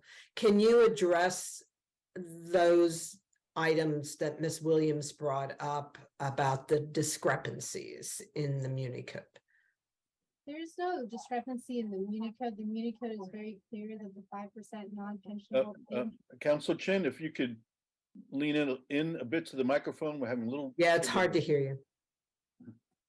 Can you hear me? Can you hear me better now? A little bit. Okay, is it because of the fire drill? I don't think so. Don't think so. Might be your mic set up. Oh, okay. Well, I'll lead in. So there's no discrepancy in the Muni Code. The Muni Code is very clear that the only types of pensionable compensation are those enumerated in the Muni Code, and it specifically excludes the 5% non-pensionable pay item. Now, Ms. Williams is using base pay as the measure for what is pensionable compensation, and that's not the right measure to use. There are a number of pay items that may be paid out as a matter of base pay, but they are not considered compensation for the purposes of calculating a pension benefit. So that is the discrepancy that she's drawing, that there's a base pay amount, and then there's the compensation that's used for the pension calculations, and they don't align. And because they don't align, she's requesting that the board include the 5% increase in her calculations so that her ceiling amount for her disability offset would be higher, so that the amount that she has to pay back to the system would be lower. I see. And just to reiterate, as the board of retirement services for Federated, it is not our jurisdiction to make changes to the Muni Code. This is not something we can do. Our responsibility is to follow it. It would be City Council who would need to make changes to the Muni Code, or the bargaining units to request that modification when they bargain. I mean, that's a possibility. Am I correct in that assumption? Yes, Trustee Jennings, you are. And Ms. Williams has approached the City Council regarding that. Actually, I haven't approached the City Council regarding that, but I'd like to state, I understand that compensation and the non-pensionable raise deals with someone's pension. My pension was calculated in 2006. So anything I'm earning was decided back then. I am trying to get my earnings to align with what I'd be making had I not been injured. And that non-pensionable raise is a raise that they get and they are earning right now, and I would be earning. The only reason I'm not earning it is because I was hurt and had to take a disability retirement because my accommodations could not be met. In my opinion, they are two very different definitions, which you can see. They don't say, please go back to compensation to understand the first word of compensation earnable phrase. Compensation earnable deals with something completely different than compensation.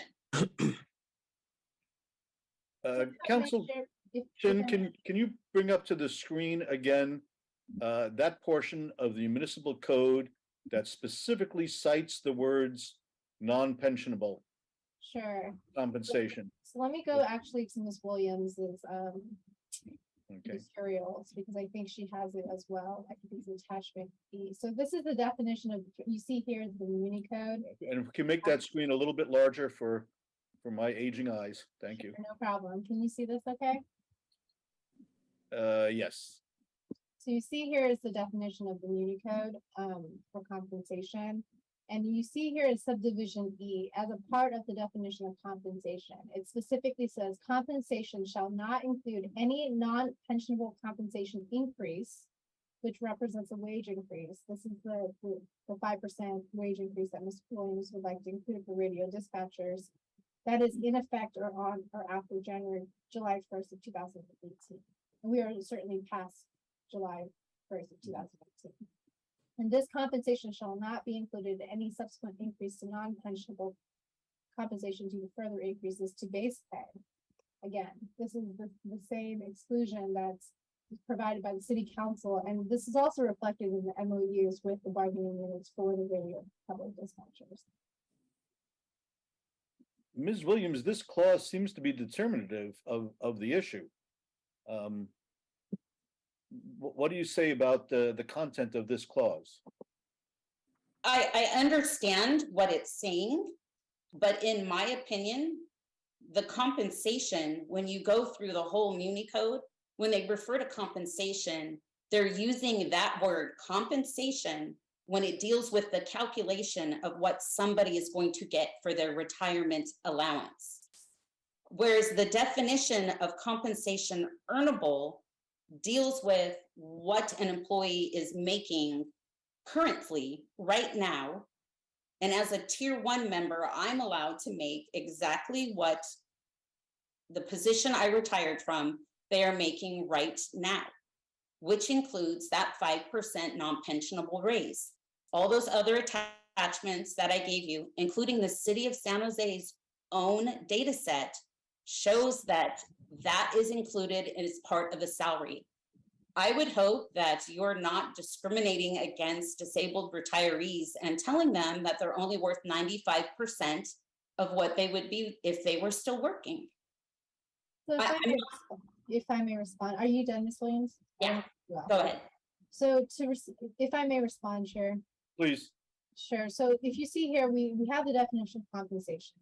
And if we go to the definition of compensation earnable, which is actually Exhibit C of Ms. Williams's materials, you see here that it uses the word compensation as defined in the Muni code. So it's imputed. The previous definition we just looked at for the definition of compensation is within the definition of compensation earnable. So it's a whittling down of pay items that we come to a final set of pay Please lean forward to the mic again. Sure. I'm not sure why this is happening. This is the first time ever. Where the definition of compensation earnable is reliant on the definition of compensation, as you see here in subdivision A. Mm-hmm. And my position is, if that was truly correct, just like the other Muni codes that I presented in my attachment K, it would specifically say to please see the definition of compensation in the Muni code section and give the number. Nowhere in this definition does it say that I need to refer to the definition of compensation. Compensation earnable is a separate definition, as you can see, and it doesn't say, please see the definition of compensation. So the nub of the argument relies upon the idea that compensation earnable either does or does not refer to the definition of compensation elsewhere in our Muni code. And you are citing that fact based on the fact that other sections of the code specifically cite the code number titles when references to other sections of the code are made. And here it does not. Correct. Okay. Do any other trustees want to weigh in and disentangle this? I just have one more question. I'm just curious. So Ms. Williams said that she went on disability retirement in 2006, I thought I heard, assuming that's correct. Yeah. So, pardon? I went back to work for the city. I gladly gave up my retirement and went back to work for the city, and I was employed until 2010 when I was laid off during the budget cuts. So technically, I've been retired since 2010. So during those layoffs, there was a rehire process over like 3 years. I'm just curious, did you ever get a request to come back? 3 years after I was laid off, I did receive an offer to return to my prior position that I had taken, but I was told I would be hired as tier 2, changing my retirement stuff. And at that point, I had almost 18 years of service. Also, I'm not sure how familiar you guys are, but people discriminate against people that state that they've had a prior disability retirement. And it took me over 2 years to get a job, because every time somebody found out I had a disability retirement, my second and third interviews were canceled.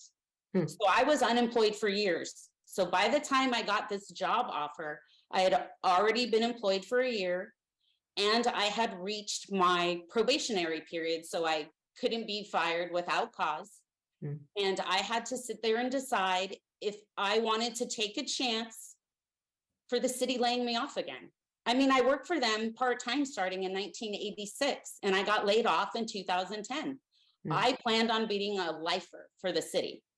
And I had to make a decision at that point if I was willing to take a chance, have my retirement plan change, and then if I ever had to get another job, deal with not being able to get another job. So I turned down returning to that position. I also had prior workers tell me that if I didn't come back, other people could come back, and they try to encourage me not to come back, other coworkers. So I sat down and I felt it was in my best interest to stick with where I was working, because I didn't have to interview for another job again. Okay, so my question, I think, to Councilmember Chin was, I'm sorry, to Council Chin, was, since back then when she went on disability, the salary did not include any non-pensionable because there wasn't that. And so when she's compared to their maximum salary, is that salary comparison updated on an annual basis? I mean, it's not based on when she retired. Is that correct?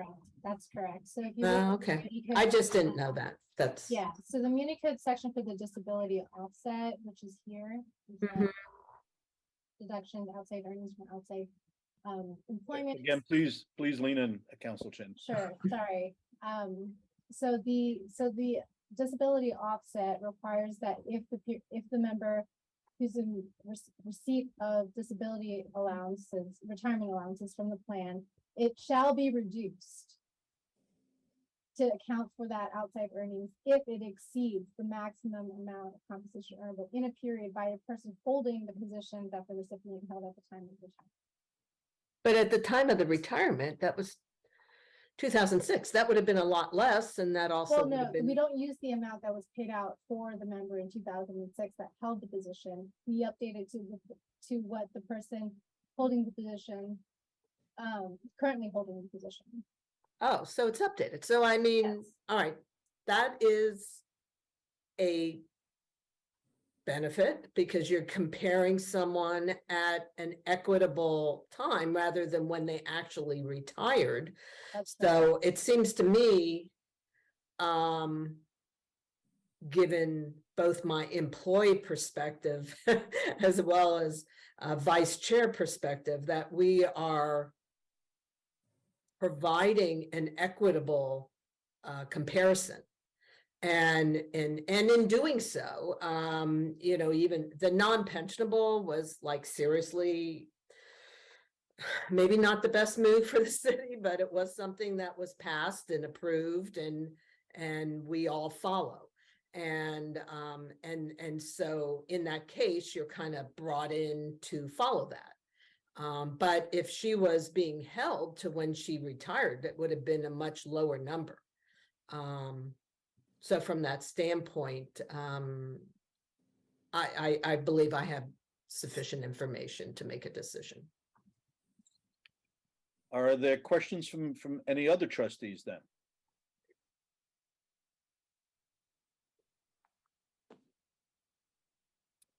Well, it seems to me, if we can go back, Council Chen, to the definition in the city code of compensation earnable, that if I'm not mistaken, this case rests on whether or not the definition of compensation earnable refers to the definition of compensation contained elsewhere in the city code, or if it's simply a word unrelated to the definition of compensation elsewhere in the city code. It seems to me the applicant, Ms. Williams, has presented some evidence to indicate that there might not be a connection, but also going by the plain meaning of the English language, there is a connection. And perhaps we would need to discern the intentions of the authors of the city code when they wrote this. Trustee Avasti has her hand raised, so please proceed.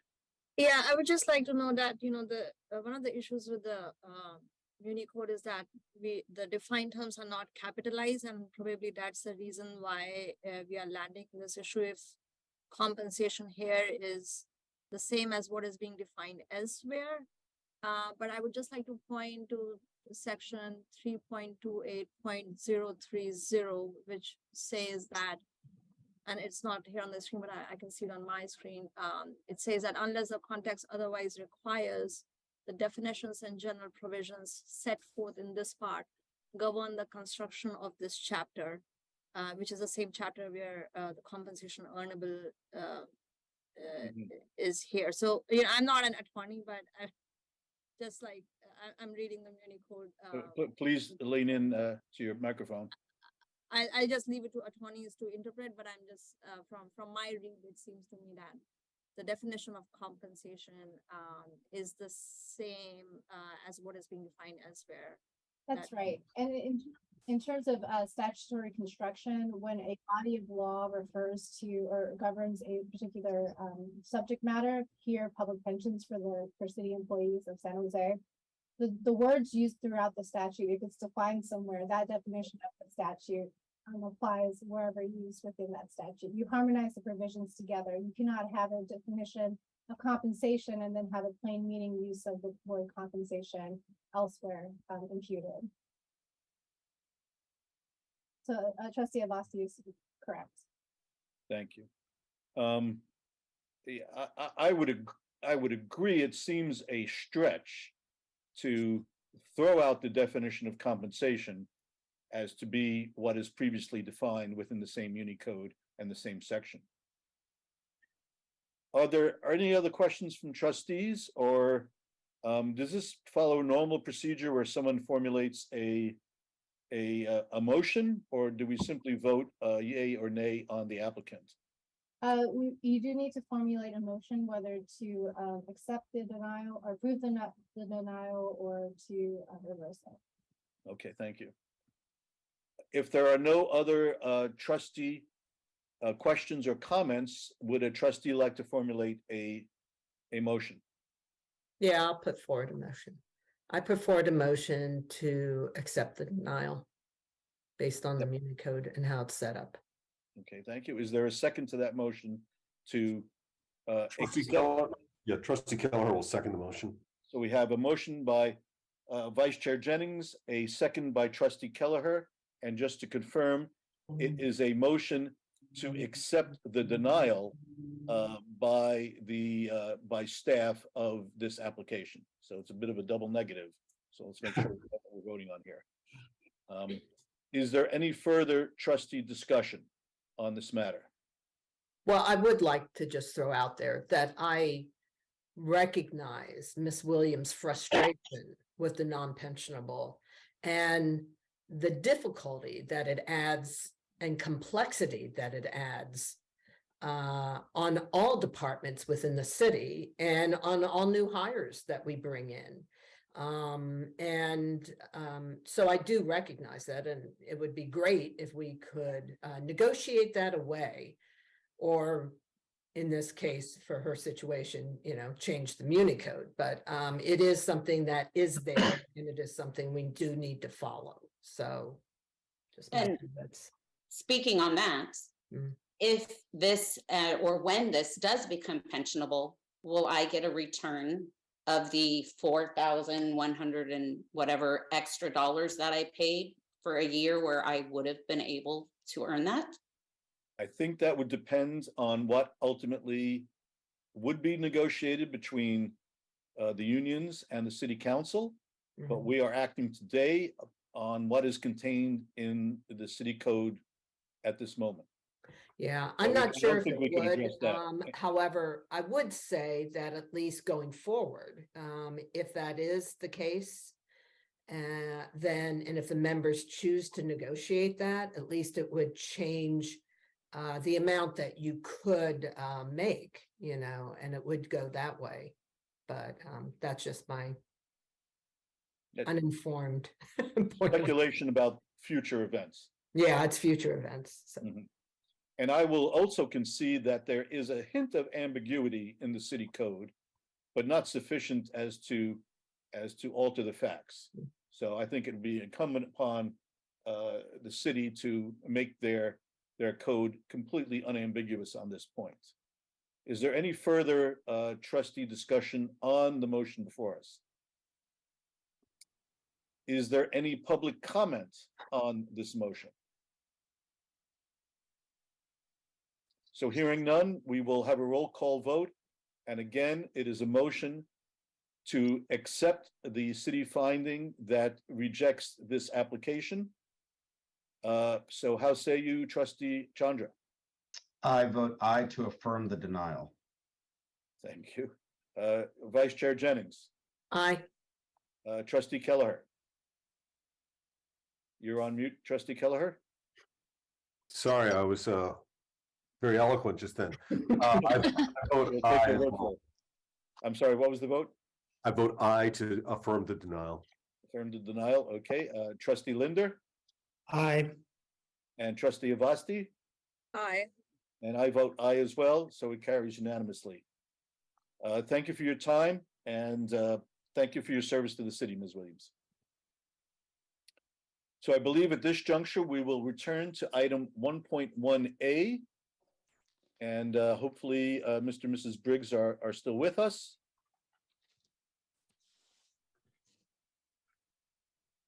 And I believe when we left, I was asking if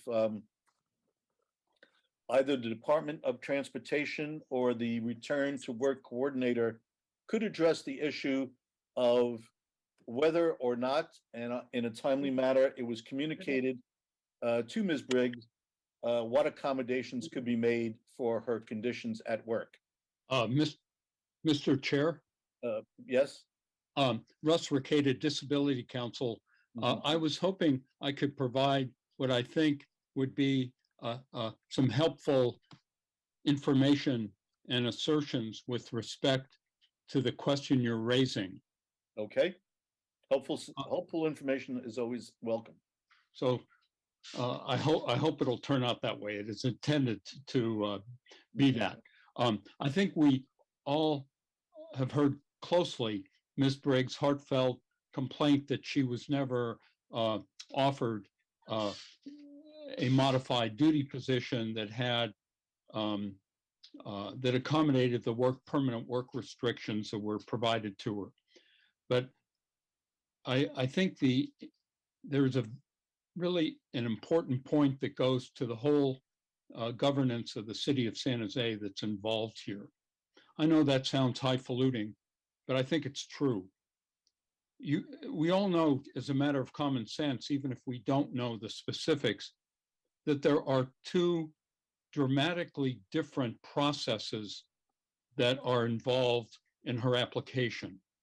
First, there's the process with the city, not with the retirement board, that led to her termination from employment in January 2006. That was a city action. That is an action over which the retirement board has no authority or jurisdiction. That is something the city did. Pursuant to whatever the applicable MOU or civil service rules are, there may or may not have been appeal rights. My experience with most sophisticated jurisdictions, municipalities, would indicate there would have been appeal rights. But those appeal rights are only germane with respect to the termination issue. And we also know, and Ms. Briggs just referred to it, she filed a lawsuit against the city, not the retirement board, the city, with respect to wrongful termination and discrimination. In other words, she had a total distinct avenue of recourse to address her current complaints that either she was not notified of accommodations, or that the accommodations that were provided by her physicians, the work restrictions provided by her physicians were not adequately accommodated by the department. Those are all events that occurred prior to January 2006. Those were all events that could have been almost certainly addressed in administrative disciplinary appeal processes, or if there were none applicable, then in her civil litigation. That's where all of those issues could and should have been addressed. Even from a casual reading in the newspaper, probably all of us are familiar with the enormous amount of litigation on wrongful termination issues in the private sector as well as the public sector, and are also familiar with all the litigation under the Americans with Disabilities Act. That is where the issues Ms. Briggs is raising now could and should have been addressed. But what is before the Federated board? A board that has limited jurisdiction, and within its jurisdiction, it's deciding service-connected disability retirements. We all know that. That's why we're here today. And we also know that one of the two elements that has to be decided is incapacity. We also know that with respect to incapacity, we have to know whether the person is incapacitated, whether the applicant cannot perform the duties of his or her position. What does that mean? That means there has to be permanent work restrictions, not temporary, permanent. And then the department has to evaluate whether it could have accommodated those permanent work restrictions in the applicant's job classification. But how are permanent work restrictions determined? They're not permanent when a person is still in the middle of the disease process and is still receiving treatment that could make the individual better. Because if the individual, as part of the same treatment for the same disease process, improves, then work restrictions that might have been appropriate 2 months later when the symptoms were greater would not be the ones appropriate when the person is improved. So the term MMI, maximum medical improvement, is a critical term for the processes for evaluating a service-connected disability retirement. Sometimes MMI, maximum medical improvement, is or very close to the date of separation from the city. In Ms. Briggs' case, January 2006. But in her case, her conditions complicated with lots of symptoms, lots of pain symptoms, lots of treatment, extending well past her termination date in January 2006, the treatment in 2007, 2008 with Dr. Reynolds, again, not being MMI, not having reached maximum medical improvement. So, but at some point that was reached and permanent work restrictions were provided. But notice those work restrictions, which then as part of our process have to be presented to the department to determine if they could have accommodated them. That's our process. And if they could be accommodated, then the person is not incapacitated. That's our process. But that has not, our process is distinct and different from the actual employment situation resulting in her termination back in January 2006. This is not an artificial distinction. This is a fundamental distinction in how the city of San Jose has decided to organize its provision of benefits, including how it decides to terminate employees, and in the charter, how it decides to have retirement benefits for its employees. So right now, this federated board, as a board of limited jurisdiction, is looking at incapacity, which requires a determination of maximum medical improvement, a determination of that at that point of whether they're permanent work restrictions or not, and at that point, submitting those permanent work restrictions to the department to determine whether they could have accommodated them. If they could not accommodate them, then the person's incapacitated. That is the case with respect to Ms. Briggs' psychological condition. But with respect to her neck and carpal tunnel syndrome, there is a determination by the department that they could have accommodated them. But that does not mean that that a modified job should have been offered to Ms. Briggs, because that, to assert that, implies a fundamental misunderstanding of the two distinct and separate processes, namely that of employment with the city, including termination, and separately, and apart from that, the process of applying for service-connected disability. So I would assert that it is not at all relevant to the proceeding before you whether a position was offered to Ms. Briggs that could have accommodated the permanent work restrictions. That is irrelevant to what the board has to decide. That was resolved. Her employment with the city was resolved in an entirely separate and distinct process and proceeding, including, in this case, litigation. I apologize for having gone on so long, but I think that is an accurate description of the situation and the limited jurisdiction of the Federated Retirement Board. I'd like, just one moment, I'd like if Council Liederman can once again put up on the screen his matrix of decision points. And then before turning it over to trustees for questions, I'd like to ask Mr. and Mrs. Briggs to make any final remarks they would like to present in order for us to consider their application. Moving it along because they've already made their decision. I'd like to make two comments on what Mr. Rocheda just mentioned, and then I've got a number of other things that I would like to talk about here. But first off, there was no disclosure about the return to work during the workers' compensation claim. That was resolved in 2010. So as far as any resolution to this, it was long after these return to work accommodations related to these work restrictions were mentioned in these memos. I still don't understand why we would not have received anything from the city related to this, because again, the claim against the city for wrongful termination wasn't resolved until 2010. So you're talking, even after the 2010, where the April memo says that the city could not meet the restrictions.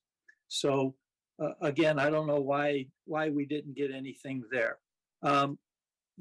There is a municipal code section 3.20.250 that indicates that 2 years continuous temporary disability shall thereafter be mandatory permanent disability. When did the city determine that Emily was mandatorily permanently disabled? And does that have any bearing on any of this? Because according to the city's municipal code, she was permanently disabled probably in January of 2008. And anything after that, any work restrictions or anything after that should have been considered permanent. And why didn't we have resolution after that? Because of what the city municipal code says. Mr. Brooks, I apologize for interrupting you. Could you repeat that citation to the municipal code? Certainly.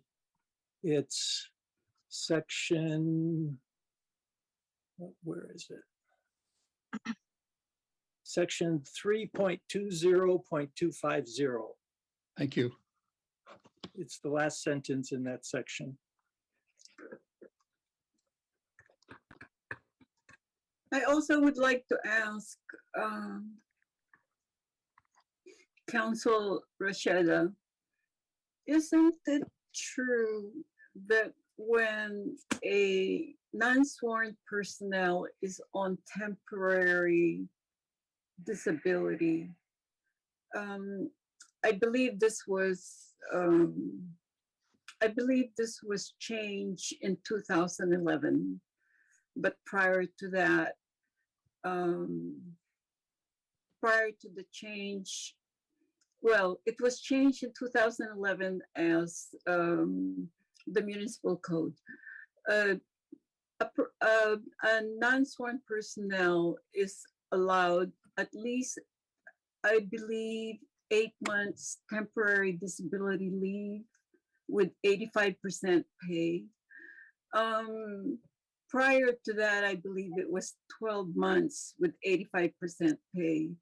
When I was going through my surgeries and my doctor's appointments and my medical issues and ran out of my sick leave and vacation leave, I would put it on my time card that I was absent without pay.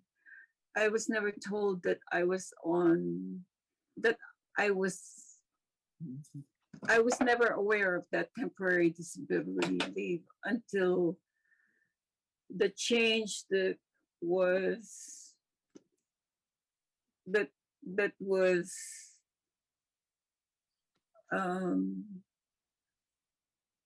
came from the auditor's office recommendation. However, you did brought up my suit against my case against the city, and you mentioned that all of this accommodation and all that should have been part of it. Actually, I believe you were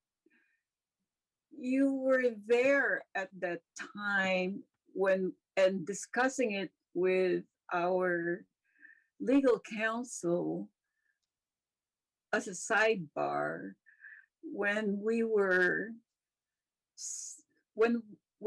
mediating our case against the city. We actually wanted the retirement portion, the disability service connected retirement portion included in our lawsuit. And we were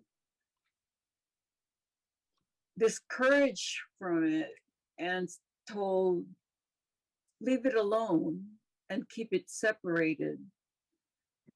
And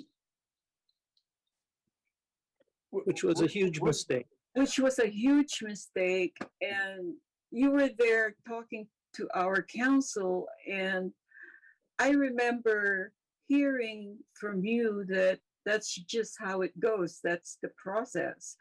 At that time, it was before all of the changes were made that were recommended by the city auditor's office prior to their 2011 audit. Because they were trying with respect, I think this lawsuit, which was settled, is again outside the jurisdiction of our board at this time. So I'd like to ask. I respect what you're saying, Mr. Horowitz. Well, however, the prior board. We do need to come to resolution today on the issues before us. So I would ask both Mr. Ikeda and the applicant to simply refrain from discussing this this settled lawsuit. It is not an issue here. I think the issues to be addressed are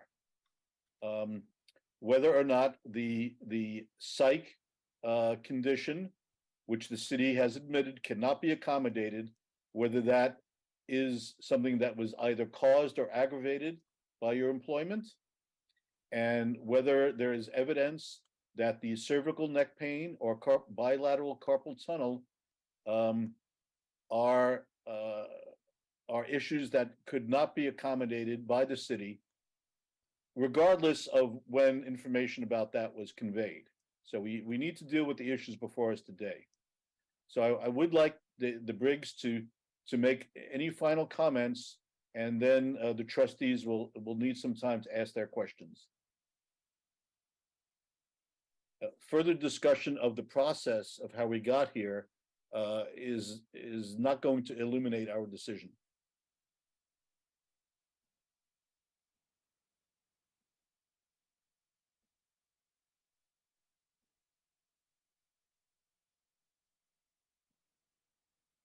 If there are no further comments, then I would like to open it up to trustees and to see if they have any questions they would like to ask on what is admittedly a complex application.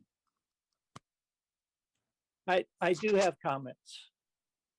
Okay, please. I want to continue here, if I may. Based on Ms. Castellano's memo, she mentions the $800,000 number that we talked about during the committee meeting.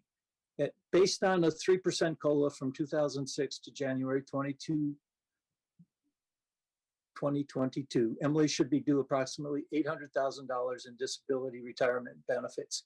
Much of this, but not all, would probably be reimbursed to standard insurance. So we indicated to the committee that we weren't interested in this disbursement, but we only wanted in the application of a 3% COLA from 2006 disability application date to payments that would have been made from her 65th birthday, which was January of this year.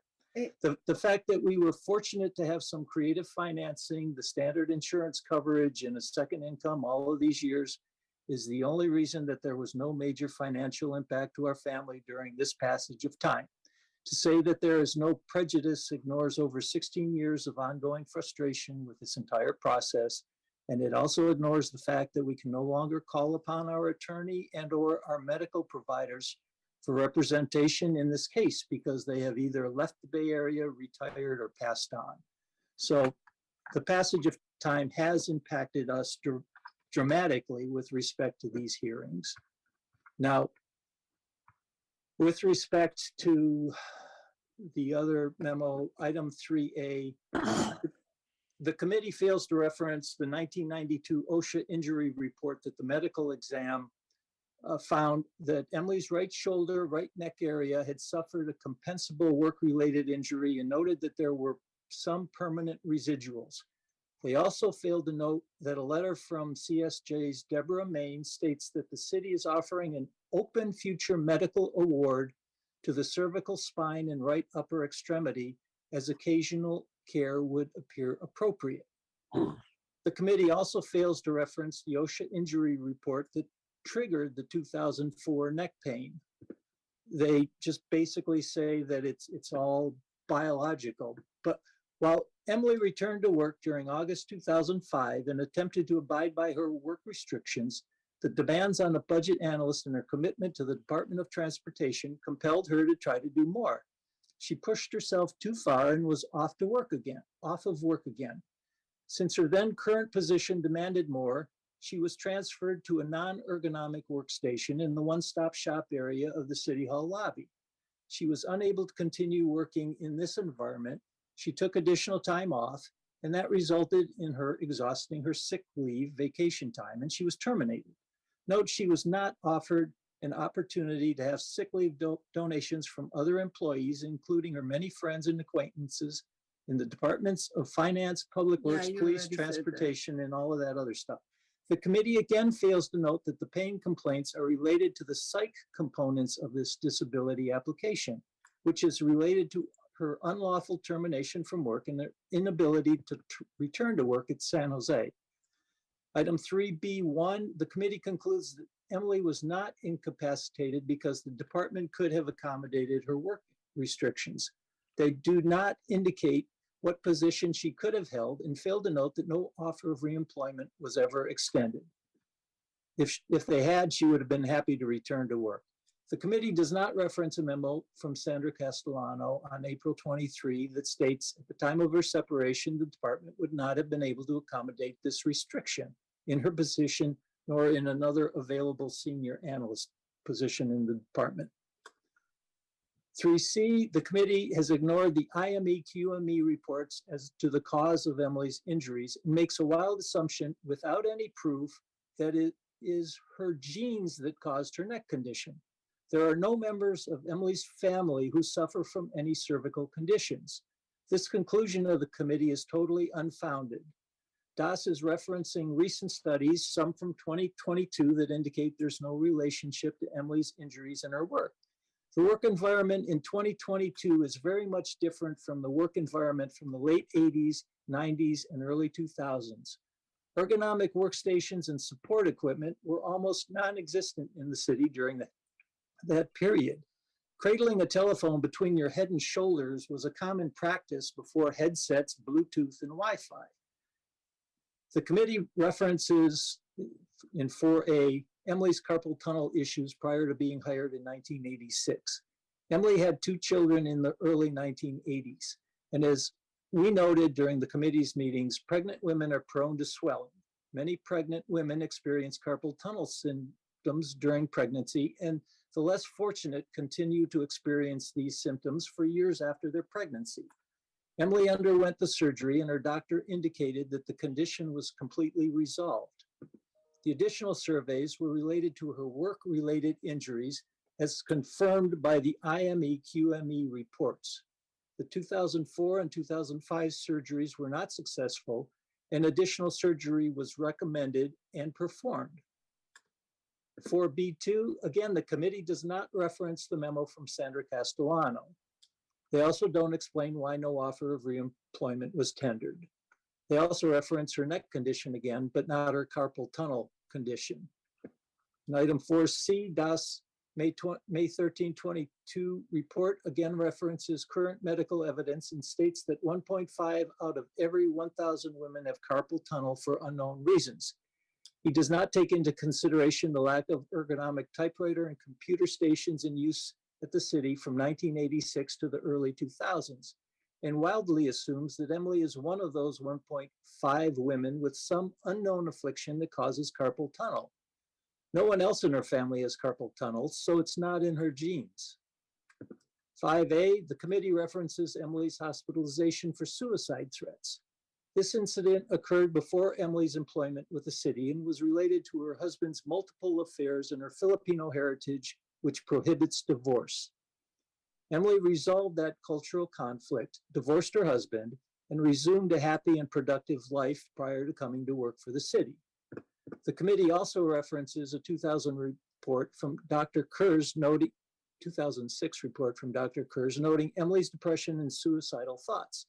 They do not note that these feelings were directly related to Emily's wrongful termination from the city and her struggles with pain management and her inability to resolve her service-related disability claim with the city. Mr. Briggs, with all due respect, I'm not sure it helps your case to reiterate all of these points. The basic point I understand is that the process of applying for disability has exacerbated and aggravated her psychological condition. We are not benefiting. No, it wasn't my, it was not.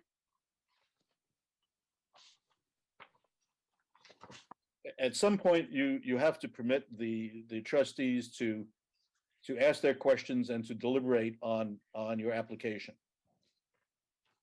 And one needs to consider whether or not you're adding new information that will be helpful to the trustees or simply reiterating what is already in the public record.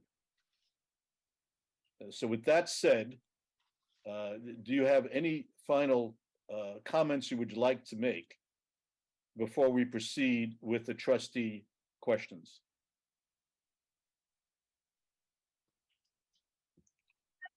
You're on mute, Ms. Briggs.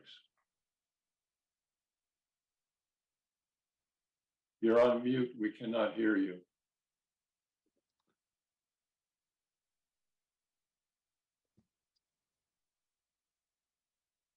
Ms. Briggs, you're on mute.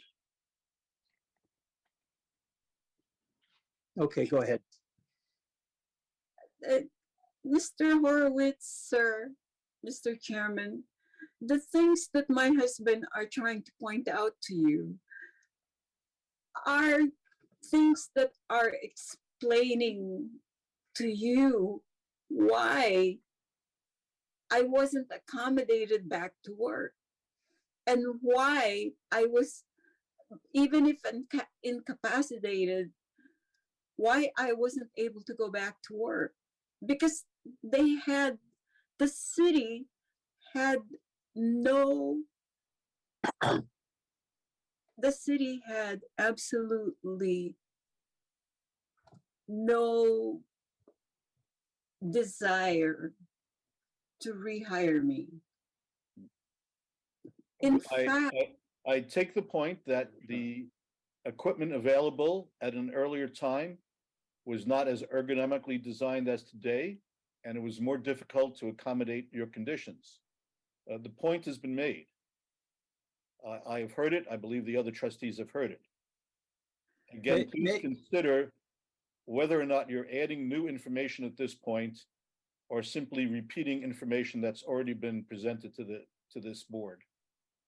Mr. Horowitz, I don't think that you're really listening to us. As far as the psyche, was there a pre-existing condition? Yes, there was. It was, if you have read the OEM presented by my psychiatrist, it says right there very specifically that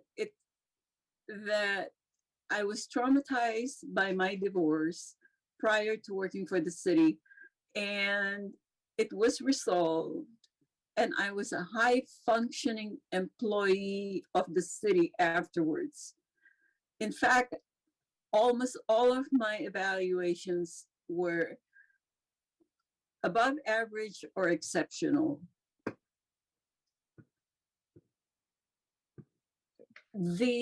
All of the medical records that I had from my psych evaluations, and even the QME and the OEM indicates that, if you can you still hear me? You can.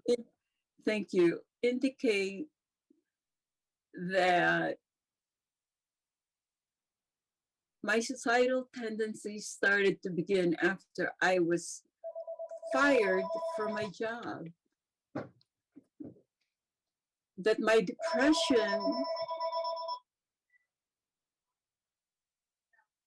started from that point on. That I started cutting myself because of the pain and because of my depression. That I started staying in bed because of that. And let me finish this, okay? Can I don't have too much more, but I would like to just make a couple of comments on the report. The committee seems to disregard all of Emily's psychologist's reports and her medical professionals' reports stating that there's no background to some one-line sentences or to some other things in there. Dr. Das has had Dr. Kurz's reports and all of these other reports for a very, very long time, and he was supposed to have reviewed them for all of the various different hearings prior to this.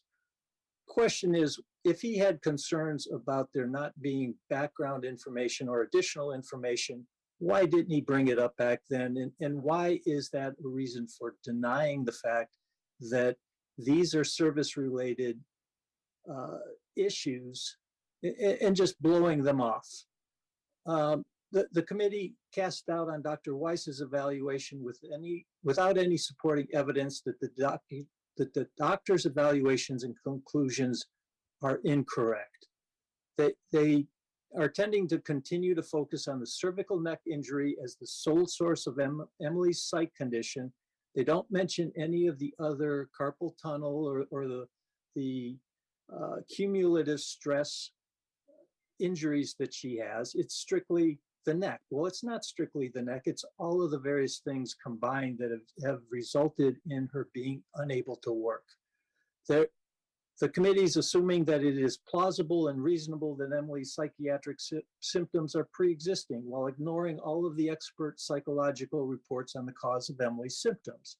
They just, throw in the report. They're assuming it's plausible and reasonable. There's no backup. There's nothing from the committee that says, yeah, we have determined this based on something factual. It's all assumptions. So it basically. If you can conclude your comments, Mr. Briggs. I will. Thank you. There's just a very little bit more. So there's numerous references in the reports as the reasons for Emily's psychological depression. Many of these were related to the board during the closed session in 2011 when Dr. Reynolds was able to refute all of the negative assumptions presented by Dr. Das in his reports. Unfortunately for us, Dr. Reynolds is not available to offer his insight because of the long delays. We feel that Dr. Rappaport's IME-QME report that the city attorney's office required would be invaluable in confirming Emily's complaint for this service-related disability. But unfortunately, the city attorney's office didn't provide it to us. They didn't keep it. I don't know why, because there's a city document retention guidelines regarding these kinds of things, and they should have retained it. So while the committee states that the medical evidence is what is relevant throughout this report to the board, they've ignored Emily's doctor's medical evaluations and made their own wild assumptions about her condition and the causes for her condition. We respectfully request that the board override the committee's recommendations and grant Emily a service-related disability retirement. Adding another point on the incapacitation and service-connected disability, the committee also stated in their denial letter in 2011 that I could have been accommodated a position that would have been 15% below my service pay, even with all of my incapacitation. But I was never informed of that, and I was never offered that. let it go. So please consider that as well. Okay, thank you. Now I'd like to turn it over to the trustees to ask what questions they have. I'd like to remind the trustees that in our considerations, it is the applicant who bears the burden of persuasion and not the Office of Retirement Services. And if Council Liederman can restate what issues we are to consider and which ones to exclude. So what is the nature of our deliberations today, Council Liederman? The determination of a service-connected disability turns on the board's making a decision based upon relevant and reliable medical evidence of the condition and whether it's incapacitating or service-connected. As you mentioned, Mr. Chair, the burden is on the applicant to present sufficient medical evidence to establish both that she was incapacitated from performing her job duties and could not be accommodated, and if that's the case, that incapacity was either caused by the work that she was engaged to do or aggravated, materially aggravated by the work that she was required to do. In what's been presented from the committee's findings, the issues that are on this chart and are highlighted in orange are the ones that the board needs to focus on. Whether any of her three conditions caused her to be incapacitated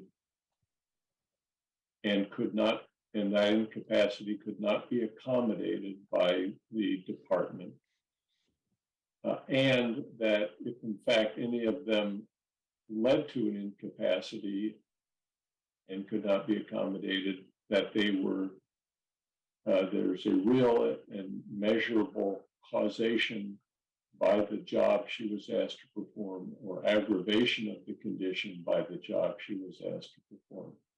So those are the issues. The applicant has referenced some doctor reports that are in your record. The committee has cited to other reports and the review of those reports by your board medical advisor, Dr. Das. And so it's up to the board to weigh the medical evidence for its reliability and make a determination on these questions that appear on this chart. And for my edification, whether or not the first two conditions could be accommodated, is it not moot because the final site condition could not be accommodated? Well, the application, this is an application that is actually three applications in one for three different conditions. My understanding, that's what the application contains. And so each one needs to be evaluated on its own merits, as if they were three separate applications. Very good. Trustees, we've heard quite a bit of testimony. Are there any questions from trustees?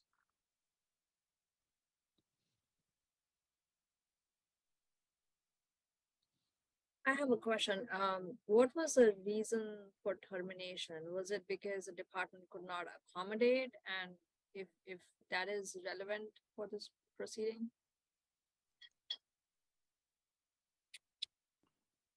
Mr. Liederman, do you want to comment first if that's relevant? Well, I don't think that's relevant, but it staff would have to respond to that, or Mr. Ricada. Russ, if that's something you would like me to comment on, I can. Please.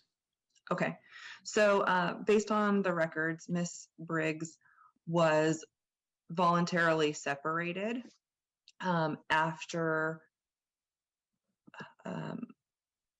after her disability and integration expired. She was sent a notice from the city indicating that she had exhausted all of her available time and that she would be considered to have voluntarily resigned from the city as of January 12th of 2006, unless she supplied the city with additional information. The city did not receive any additional information from Miss Briggs, and therefore she was sent a final letter informing her of her separation on January 23rd of 2006. That's incorrect. There was a December 3 there was a December doctor's letter that said that I needed to be reevaluated for a carpal tunnel syndrome surgery, which was later on performed in May of 2007. That was sent to my then supervisor, Stephanie Delgin. That was sent to her in December. But if I may, I believe the question from the board member was the reason for termination, and Ms. Steele describe what that was. She was saying that I volunteered to be separated. Yeah. I never. I apologize. I was just sent a letter in an envelope, a standard envelope with that says City of San Jose, with no name, who it came from, and because of the holidays, we never really opened it until after January 12th. When we opened it, it was already after January 12th. And I begged Stephanie for me to come back to work and explain to her. And I told her that there was a doctor's letter there that said that I needed to be reevaluated for another carpal tunnel surgery. And she said, no, I couldn't come back because I applied for a disability retirement. And I said, well, I didn't do that out of my own volition, that Diane Milowicki forced me to do that. Chair, I don't know if you want me to reiterate and clarify what I had said for the record. I'm happy to if you think it's necessary. If you please, it sounds like your specific description of the steps leading up to termination are as you described, but if you wish to reiterate. I just wanted to reiterate that we said that the city would consider Miss Briggs voluntarily resigned pursuant to our process and the language in place at that time if the city did not hear from her by a certain time period, which Miss Briggs has indicated she did not respond to the city by. So the city then moved forward, indicating that we would be considering her voluntarily separated based on our previous communications to her. So. Understood. Trustee Avasti, does that answer your question? And do you have any follow-up questions you'd like to ask? No, I don't have any follow-up questions. Okay. Any other trustees have questions they would like to pose? Either to staff, or any of the attorneys, or to Mr. and Mrs. Briggs?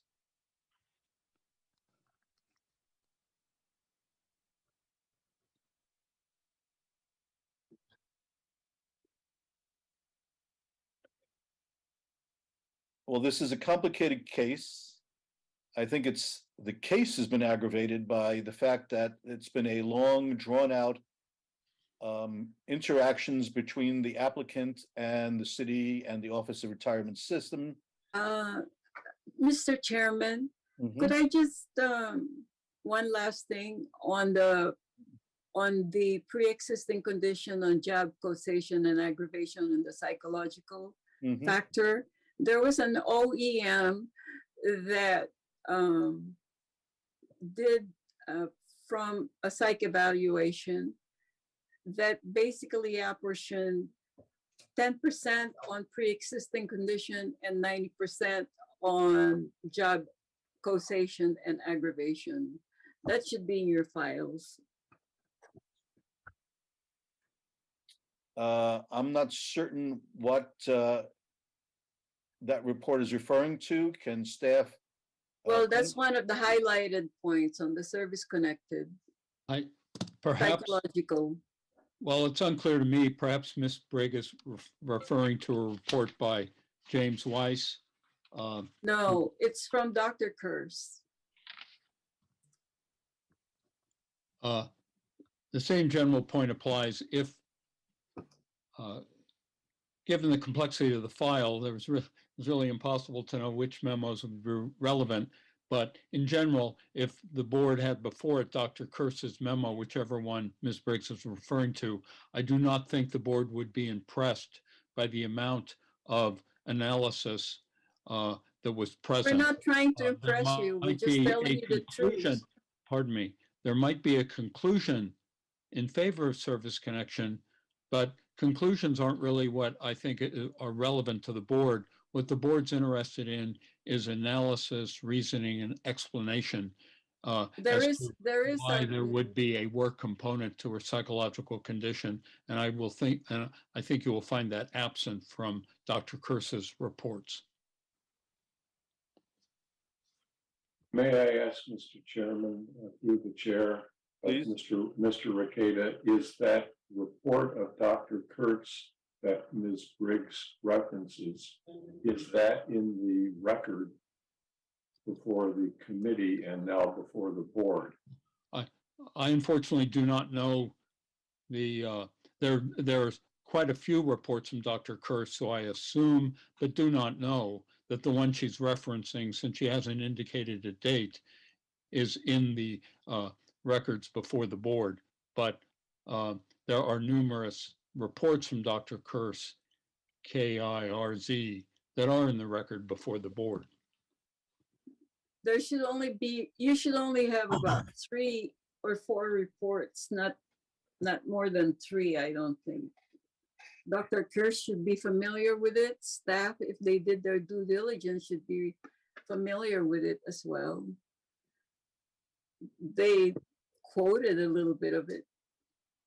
The board needs a specific reference to a particular document if you're relying on that to counter the committee's findings.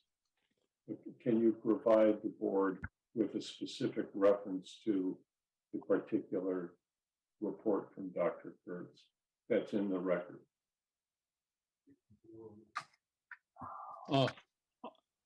If the board has occasion to look at page 8 of my memo, I refer to an April 27, 2007 report by Dr. Kurtz. Can you advise us which attachment number you are referring to at the moment? I, alas, do not know that. It's my memo to the board. Perhaps staff can advise the board. This should be the first attachment for 1.1A. Okay, and Russ's memo is on top. Which is 299 pages. If you could help refer us to which page number that is. I'll stop sharing so that can be put up on the screen. Yes.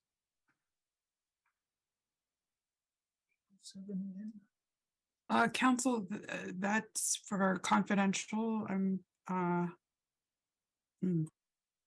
Well, I don't think pointing, I can easily, the amount of information or data on page 8 of my memo is not substantial, and I can easily summarize it verbally.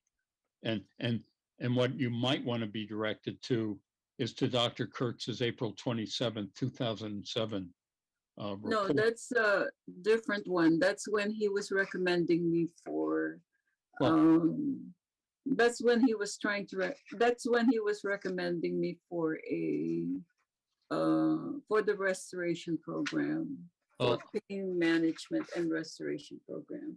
Well, this now we're back to the initial problem. We do not know what report Ms. Briggs is referring to.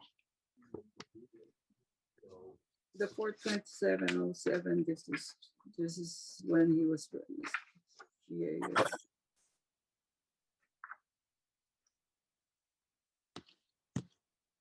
this is the same. We sent it to the city and now it's not. We also, I apologize, but we also have tons of paperwork in front of us. That's why. With respect, I think your case would have been aided had you begun with this I'm sorry? specific assertion at the beginning of your presentation. Well, And it directed the trustees to this, what sounds you're, like you're possibly. absolutely right. I agree with you. But one of the things is that we don't really open our mail every day. This cannot be a concern of the trustees. Yes, you're right. If you have a report. You're right. If you have a report from a medical doctor stating that 90% of your disability was caused by your work, was work-related, that seems highly relevant, frankly, more relevant than most of the testimony you've given today.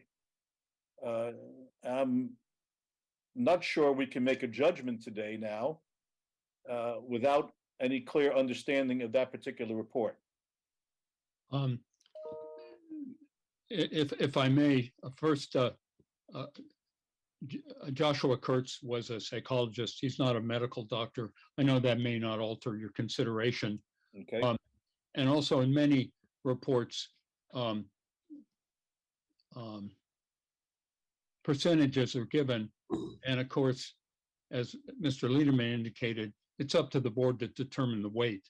I would advocate the reports that are opinions only without any supporting explanations, citations to the history, etc., are worth little weight. But I understand that the determination of weight is an issue for the board. But again, I think we don't know what report is being referred to. Mr. Chairman, at this point, all we have are hearsay, if you will, statements about a report that has not been submitted by the applicant, although the applicant had sufficient notice of this meeting and of the committee's findings on which their recommendations are based. The burden is on the applicant to bring forward that evidence. Does not appear to have been brought forward for whatever reason, I'm not sure. But it does not appear to be in the record, and citing or characterizing what's in a non-existent report does not promote the board's ability to make any determination about the not at this point fictional report that is not before you. So I think that just needs to be put aside as not having been presented to the board. Thank you, counsel. And yes, reminding us that the burden again is on the applicant to bring forward that evidence that might be determinative for trustee consideration. Are there any other trustee questions or comments?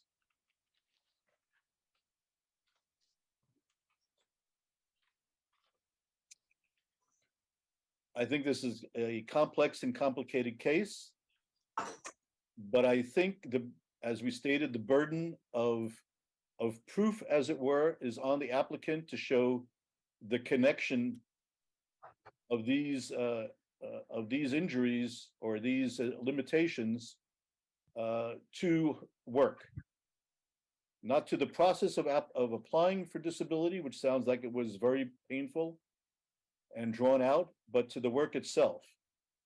And based on that, I'm having difficulty seeing the work and service connectedness of these particular items. I think there is probably some evidence that certainly carpal tunnel might be work-related, but some evidence is not conclusive to me. And we need more conclusive evidence that there is a medical connection between them. So if there are no other trustee questions, I would ask if any trustees would like to formulate a motion on this issue. And can I ask Council Liederman, the motion that is at hand with this? Would be a motion to either grant service-connected disability or deny service-connected disability. Okay, I'll put forward a motion, Chair Horowitz. Please proceed, Vice Chair Jennings. I put forward the motion to deny service-related disability based on the evidence that has been presented. Okay, thank you. Is there a second to the motion? This is Trustee Kelleher, and first off, Mrs. Briggs and Mr. Briggs, I am sorry for the pain that you've gone through. Mrs. Briggs, I admire your courage in dealing with some of the psychological issues that you've suffered, but unfortunately, I'm going to have to second the motion to deny the staff disability. Okay, so we have a motion and a second motion by Vice Chair Jennings, seconded by Trustee Kelleher to deny the service-related disability. Is there any further discussion by trustees? Are there any comments from the public? Yes, hello, Blair Beekman here. Okay, Mr. Beekman, please share your comments. Hi, Blair Beekman here. This is my first time attending this sort of meeting. I'm kind of a beginner at these things, but I do have an honest way to want to work, and you know, I want to be good about it, the process. What I attend a lot of city council meetings about a good future of open accountability with the future of technology practices. What I noticed from what I could gather, in my mind, the metacarpal ideas are very much related to a work condition and should be very much noted, and that because of the woman's own slight disorganization in how to present her case, I hope you're not holding that against her. And I'm afraid you are.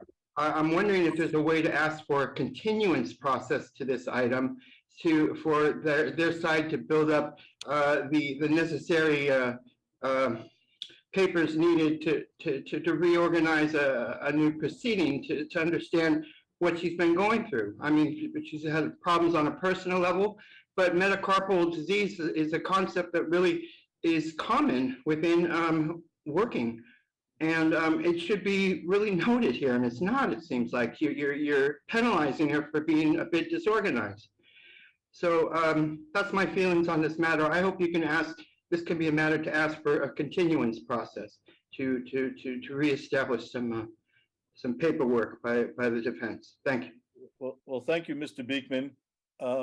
I'm not sure you're aware of the rather voluminous file that the trustees have at their disposal on this matter, which does address the medical information related to carpal tunnel and its relation to work of the type that Ms. Briggs performed.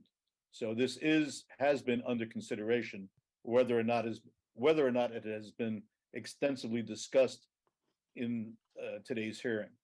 So it is a matter that we are aware of. So at this point, there is a motion before the floor. If there is any other public comment, and hearing none, we'll go to a roll call vote. The motion is to deny the service-connected disability. Trustee Chandra, how do you vote? I vote aye on the motion. Thank you. Vice Chair Jennings? Aye. Trustee Kelleher? Unfortunately, aye. Thank you. Trustee Linder?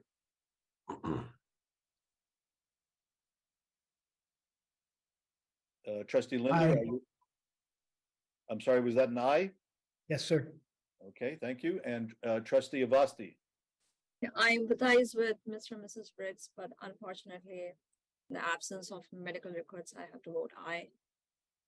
Thank you. And I also sympathize and with the applicant, and I sympathize with their ordeal in the application process, but I must vote aye as well.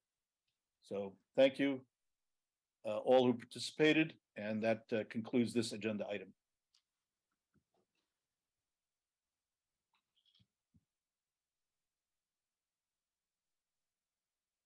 Trustee Horowitz, I should let you know that I do have a hard stop at 12:30.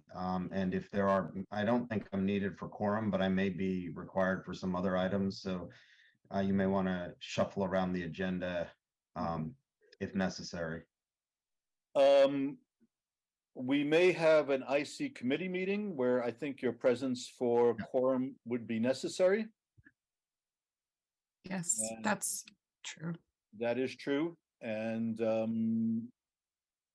also for the JPC or no?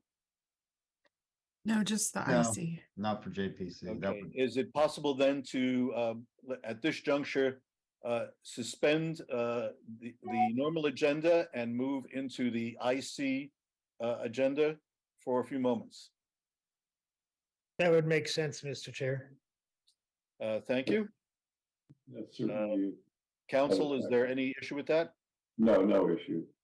All right, so for the moment, we are suspended from our regular meeting agenda, and we are moving into the exciting agenda from Investment Committee.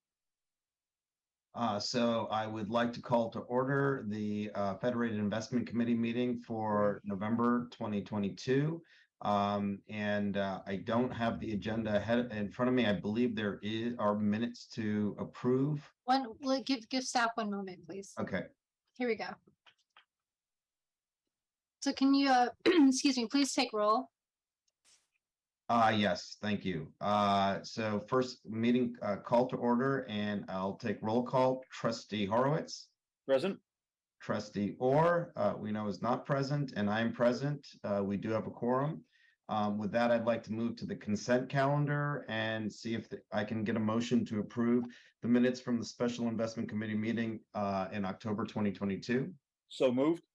Thank you. I'll second that, and we'll move to a roll call vote. Trustee Horowitz. Aye. I vote aye.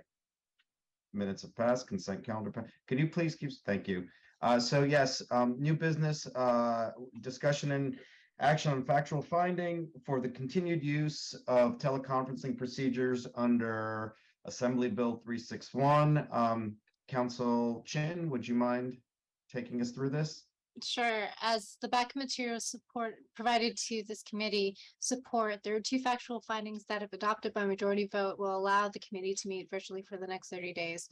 1, the governor's proclamation due to the state of emergency and COVID-19 continues to be in place. And 2, the city council continues to recommend social distancing in city facilities. If adopted, you may continue to meet virtually for the next 30 days. Thanks. Thank you. Do I have a motion to continue meeting virtually under AB 361? I move to accept these findings. Thank you, Trustee Horowitz. I second. And with that, I will move to roll call. Trustee Horowitz. Aye. I vote aye. So the motion carries. We will continue to meet under AB 361's abbreviated teleconferencing procedures. Thank you. There are no proposed agenda items, I believe.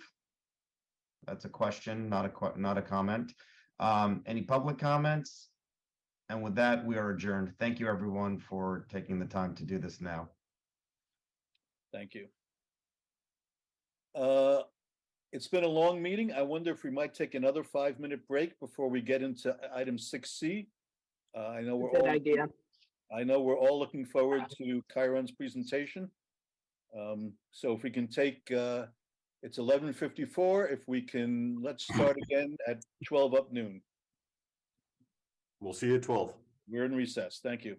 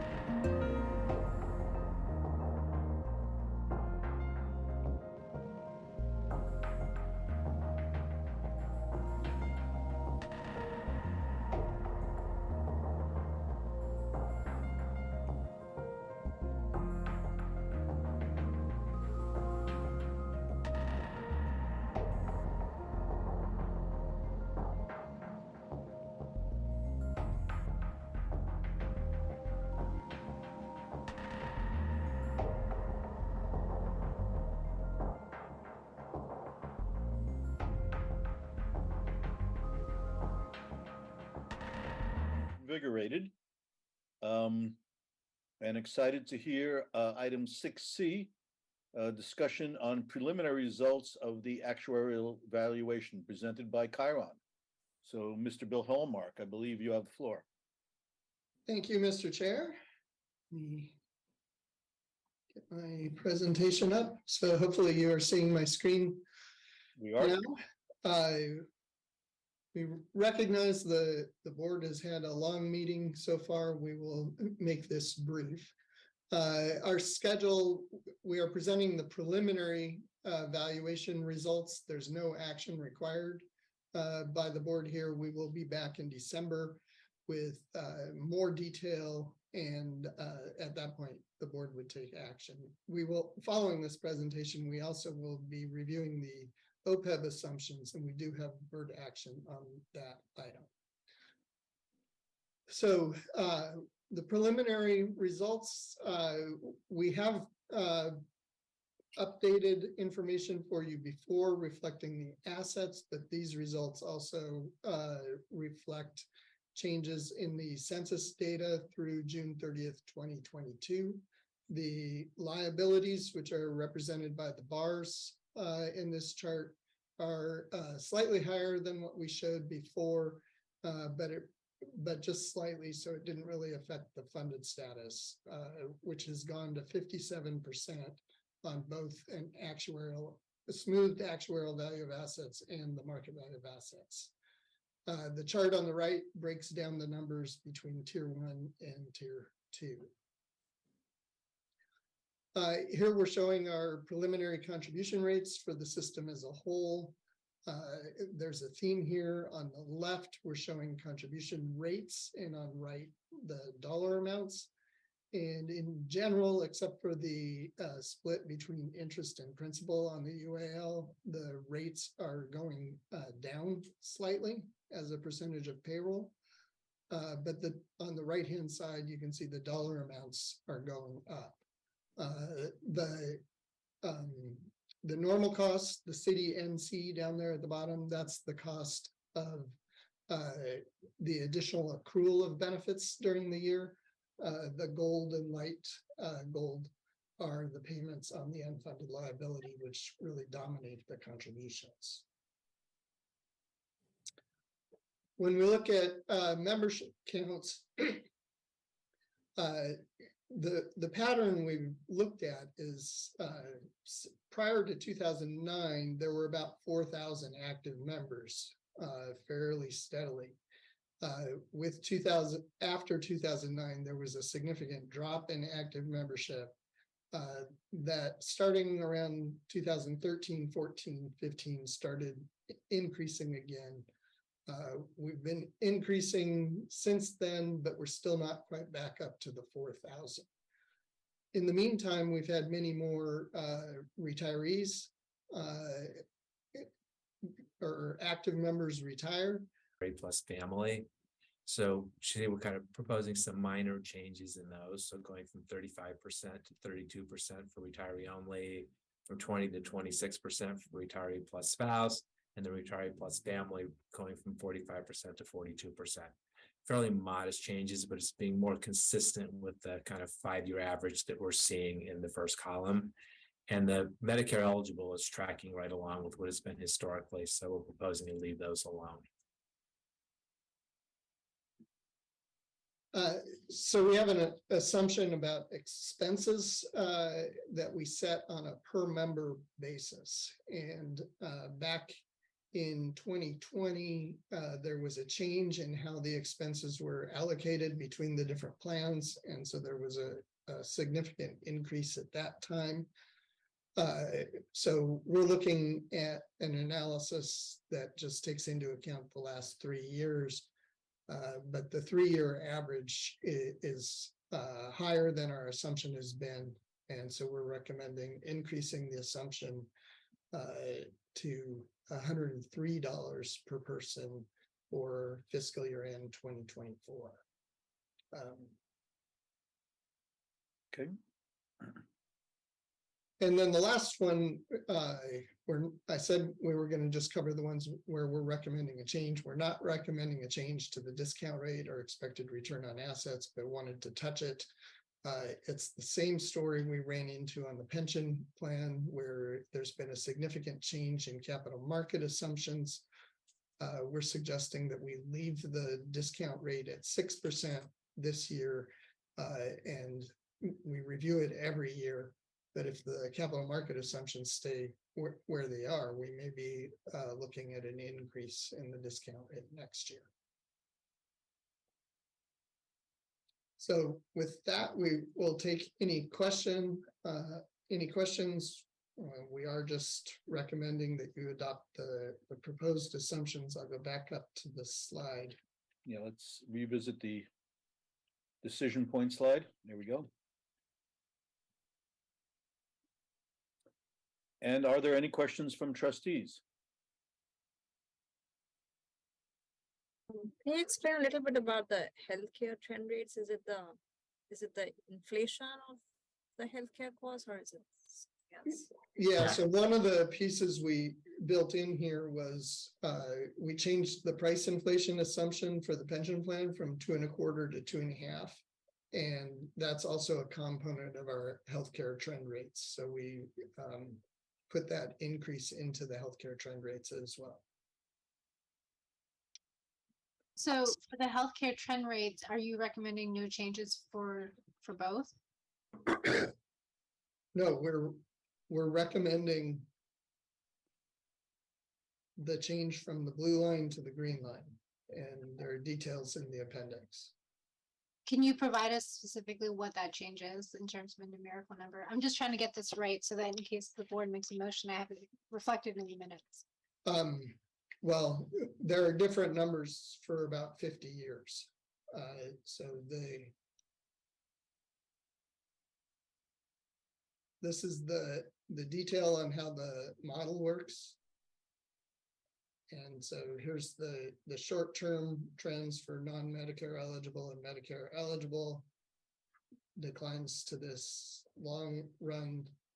initial long run trend of 4.97, but then gets limited to GDP growth, which ends up shaving 1% off of that. So it's just under 4%. Okay, so on your decision point slide, when you reference to the Getson health trend model, you're referring to all the numbers that are reflected in the appendix? Yes. Okay.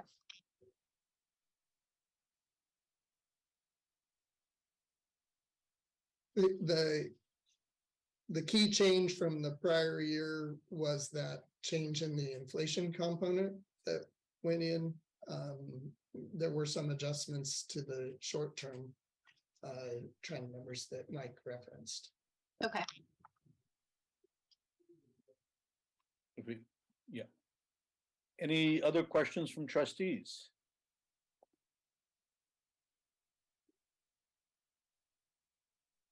My own inclination, as last month, is that the price inflation probably is going to come out higher than 2.5%, but I will certainly entertain a motion from any trustees to either recommend to accept all of the recommendations or to make any changes that they wish. So would any trustee like to formulate a motion here? Yes, Mr. Chair, I move that we accept the recommendations as presented. Thank you. That was trustee Linder. Is there a second for that motion? Sure. Trustee Kelleher will still motion. We'll second. We have a second from trustee Kelleher to accept all recommendations as proposed by Chiron. Is there any further trustee discussion? Is there any public comment? Hearing none, we will move to roll call vote. Trustee Tranja, if you are still with us. Yep, I vote aye. Very good. Vice Chair Jennings. Aye. Trustee Kelleher. Aye. Trustee Linder. Aye. Trustee Avasti. Aye. And I vote aye as well. So the assumptions and recommendations pass unanimously. Thank you. Thank you. Thank you, Mr. Hallmark. On to our next agenda item.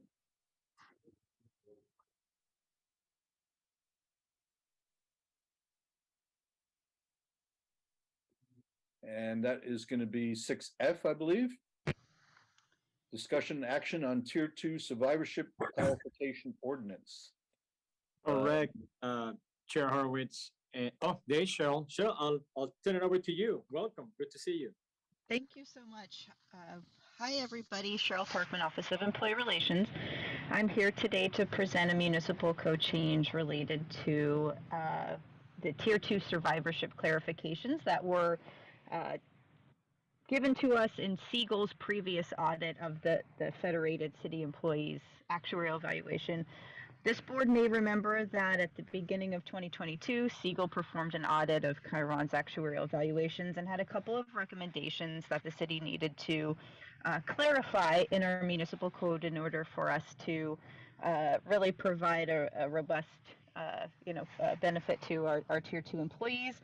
I'm here today with those municipal code changes to sections 3.28, 1470 and 1480. Now, the board may recall that the city does bring municipal code changes every so often so that you can provide comment on them or have your board's council provide comment on them to ensure that the administration of these benefits is clear for everyone.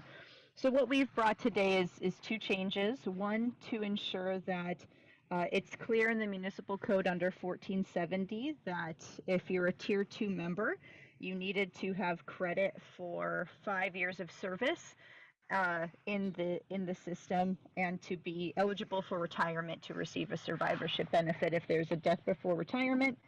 And then in 1480, we're making a change so that it is clear that the Tier 2 survivorship benefit is based off an accrual formula of 2% per year versus 2.5% per year. So this is all in the Federated memo and ordinance that is attached to your packet.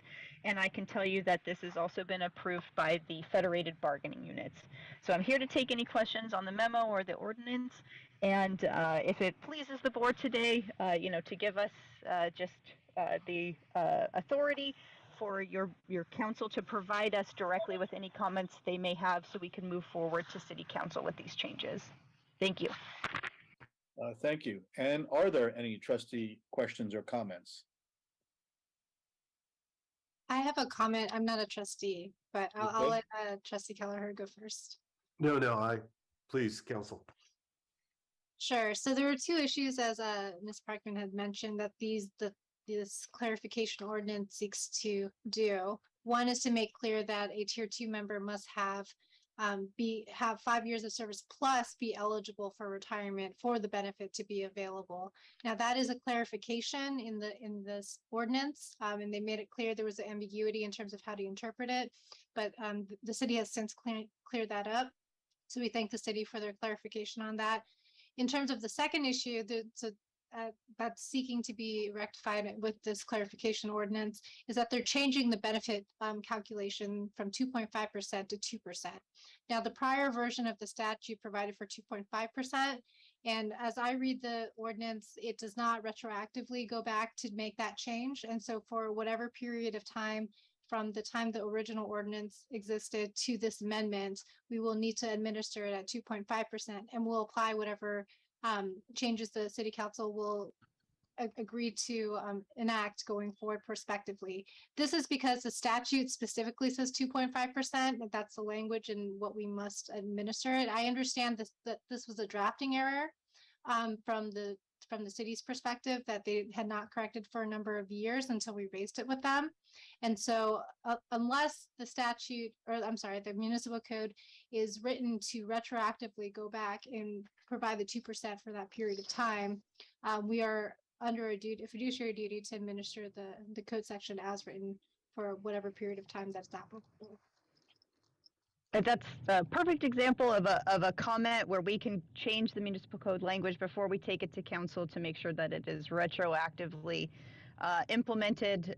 This was part of our alternative pension reform framework where we never intended for it to be anything other than the tier 2 accrual formula. So we will take that comment back, and as we're taking it to city council, we'll make sure that it is retroactively implemented. That is the understanding that we have, and that we gave the bargaining units, that it would be anything from the implementation of the ordinance, which was June 2017, to the future. So thank you, Council Chin, for that note. Sure, and then there is no board action necessary. The board may provide direction to council to provide our comments and feedback, as I've stated to this board, to provide to city council in a written memo. Okay, thank you. Trustee Keller, did you have a question? No, I did not. Oh, okay. Did any other trustee have a question then? If action is not required, Ms. Parkman, are you simply asking for a sense of the board, or well, it appears that the comments made by Council Chin are sufficient for us to move forward to City Council, because it will clarify that this is retroactive, and absent any other comments from the board, we have what we need in order to move forward, unless Council Leaderman also has comments that he would like to provide in order for us to make any other necessary changes that will help with the administration of the municipal code. And it appears he does. So, Council Leaderman. Yeah, let me just for clarification about the clarification ordinance. Ms. Parkman, when you talk about making it retroactive to 2017, is that going to then be an instruction in the Muni Code that we have to go back and adjust benefits that have been granted to survivors under the language in the statute today since 2017? In other words, 5 or 6 years of possibly correcting and adjusting and lowering people's benefits that are already in pay status. So it's my oh, go for it. That Sure. we have the same information. Yeah, so my understanding from speaking with our benefits staff is that the plan has been administering this at the 2% rate, even though the statute has always provided for a 2.5% rate. And so this would bring in line that practice to what the statute currently says, because there had been an email exchange when there was confusion about this, and that's how the plan has been administering it. So it would bring in line to what we have. There will be no corrections. Yeah, and I don't actually believe that there was anyone in this particular circumstance in tier 2. So if they needed to administer it at the time, they would have. This is what's on our fact sheets and what the Office of Retirement Services understood. It's really, getting the actuaries on the same page as the city and the Office of Retirement Services. So in addition to it being administered, I actually think there were 0 people that were impacted by this at the time. Correct. Thank you very much. Thank you, Mr. Chairman. Thank you. This could be treated as a receive and file. Given the lateness of the hour, I prefer to accept it as receive and file with no further action. If there's any public comment on this issue, we can hear it now. And hearing none, we'll proceed to item 6G. Thank you. Thank you. Thank you. Thank you. Thank you, Mr. Chair. I'll make it quick. What you have before you is the actual Cortex third amendment with Federated. As you know, Cortex changed ownership last year, but we have continued engaging Cortex in some work. Most recently, besides the work with the JPC, there is the biannual self-assessments, which all of you by now have received an email from Cortex that we're going to be discussing at your next board meeting about the biannual self-assessment of your board, as how your board is performing and if there are any perceived changes that trustees are considering. So this recommendation is to amend the contract to add another calendar year for those services with Cortex for calendar year 2023 for an additional amount of $30,000. That's just specifically to Federated. and then not to exceed amount of 130, because today the agreements have add up to about 100,000. So 30,000 more is 430. I think this is a worthwhile recommendation, and I recommend the approval by your board. I'm happy to answer any questions. Thank you, Mr. Pena. Are there any questions from trustees? Chair Horowitz, as my last act before I turn into a pumpkin, I would like to make a motion to approve. I've worked closely with Cortex in 2 different contexts. I think they do great work, and I'd love to continue enjoying the relationship with them. So I have a motion to approve on the floor. Okay, thank you for that motion. Is there a second to that motion? I'll second the motion, Mr. Chair. So that's a motion by trustee Chanja, a second by trustee Linder. Is there any further discussion by trustees to accept this change of contract? Any public comment? Hearing none, we'll have a roll call vote. Trustee Chandra, while you're with us. Aye. Vice Chair Jennings. Aye. Trustee Kelleher. Aye. Trustee Linder. Aye. Trustee Avasti. Aye. And I vote aye as well. The motion passes. 6H, we're really getting up in the alphabet today. Discussion action on scheduled board and standing committee meetings. Mr. Pena, will you present on this? Yeah, I mean, it's straightforward. You have the memo before you. This is just a recommendation for the scheduled board meetings and committee meetings for 2023. Your board meetings are the 3rd Thursday of every month, with the exception of the month of July. And your standing committees, for the most part, are every on a quarterly basis. Some of them happened after the Federated board meeting, some others after the police and fire board meeting. So again, this is just the schedule that we're recommending. And if there are any changes throughout the year, we'll make sure to bring them back before you for approval. So I do recommend approval of this schedule of meetings for next year. Okay, and we do need action on this? Yes, please. Okay. All right, if there's any questions, or if someone would like to formulate a motion. I motion to accept the schedule. We have a motion by Vice Chair Jennings to accept the proposed schedule of meetings. Is there a second? Sir, I'll second it, Mr. Chair. That was a second by Trustee Linder. Is there any discussion from trustees? Any public comment? We'll have a roll call vote. Trustee Chandra, are you still with us? Okay, Vice Chair Jennings. Aye. Trustee Kelleher. Aye. Trustee Linder. Aye. Trustee Avasti. I believe that was an aye, and I vote aye as well. So it passes. The committee meetings are set.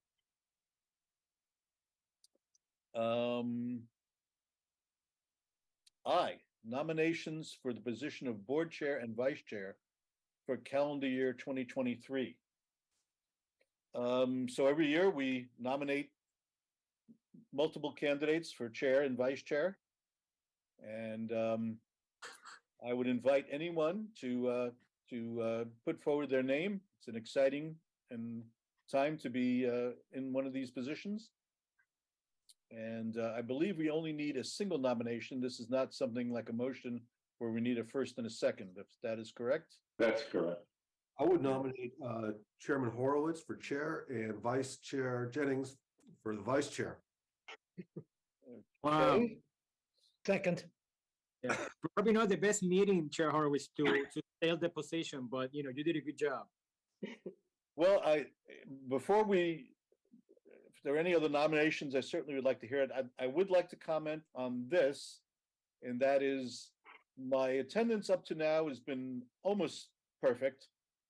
But in this coming year, I do expect more absences by myself.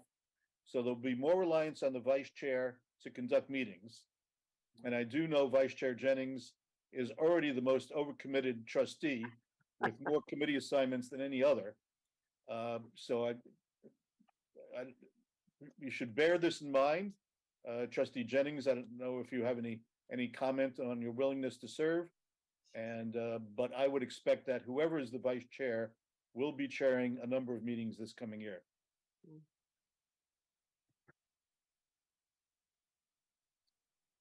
Well, my only concern is once we have to start getting in person, and if it gets spread out over multiple days, that will be concerning for me, though it sounds like we still have the option of putting out our address, but it might be harder if we're all in person and on remote.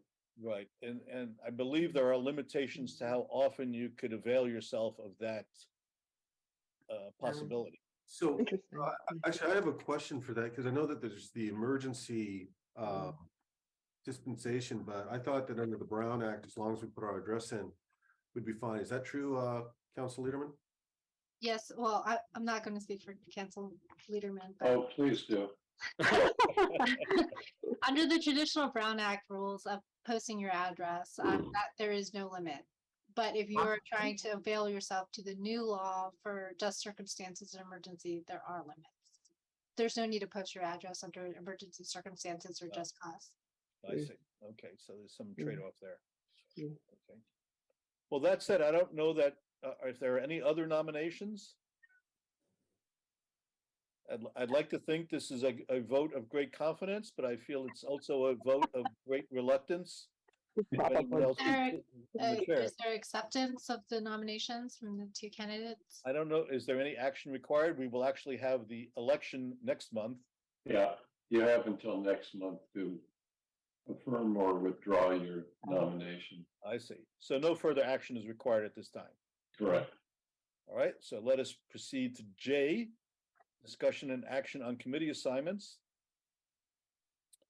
And I believe the issue here is that we, with the departure of Trustee Orr, we have an opening on the IC, the Investment Committee.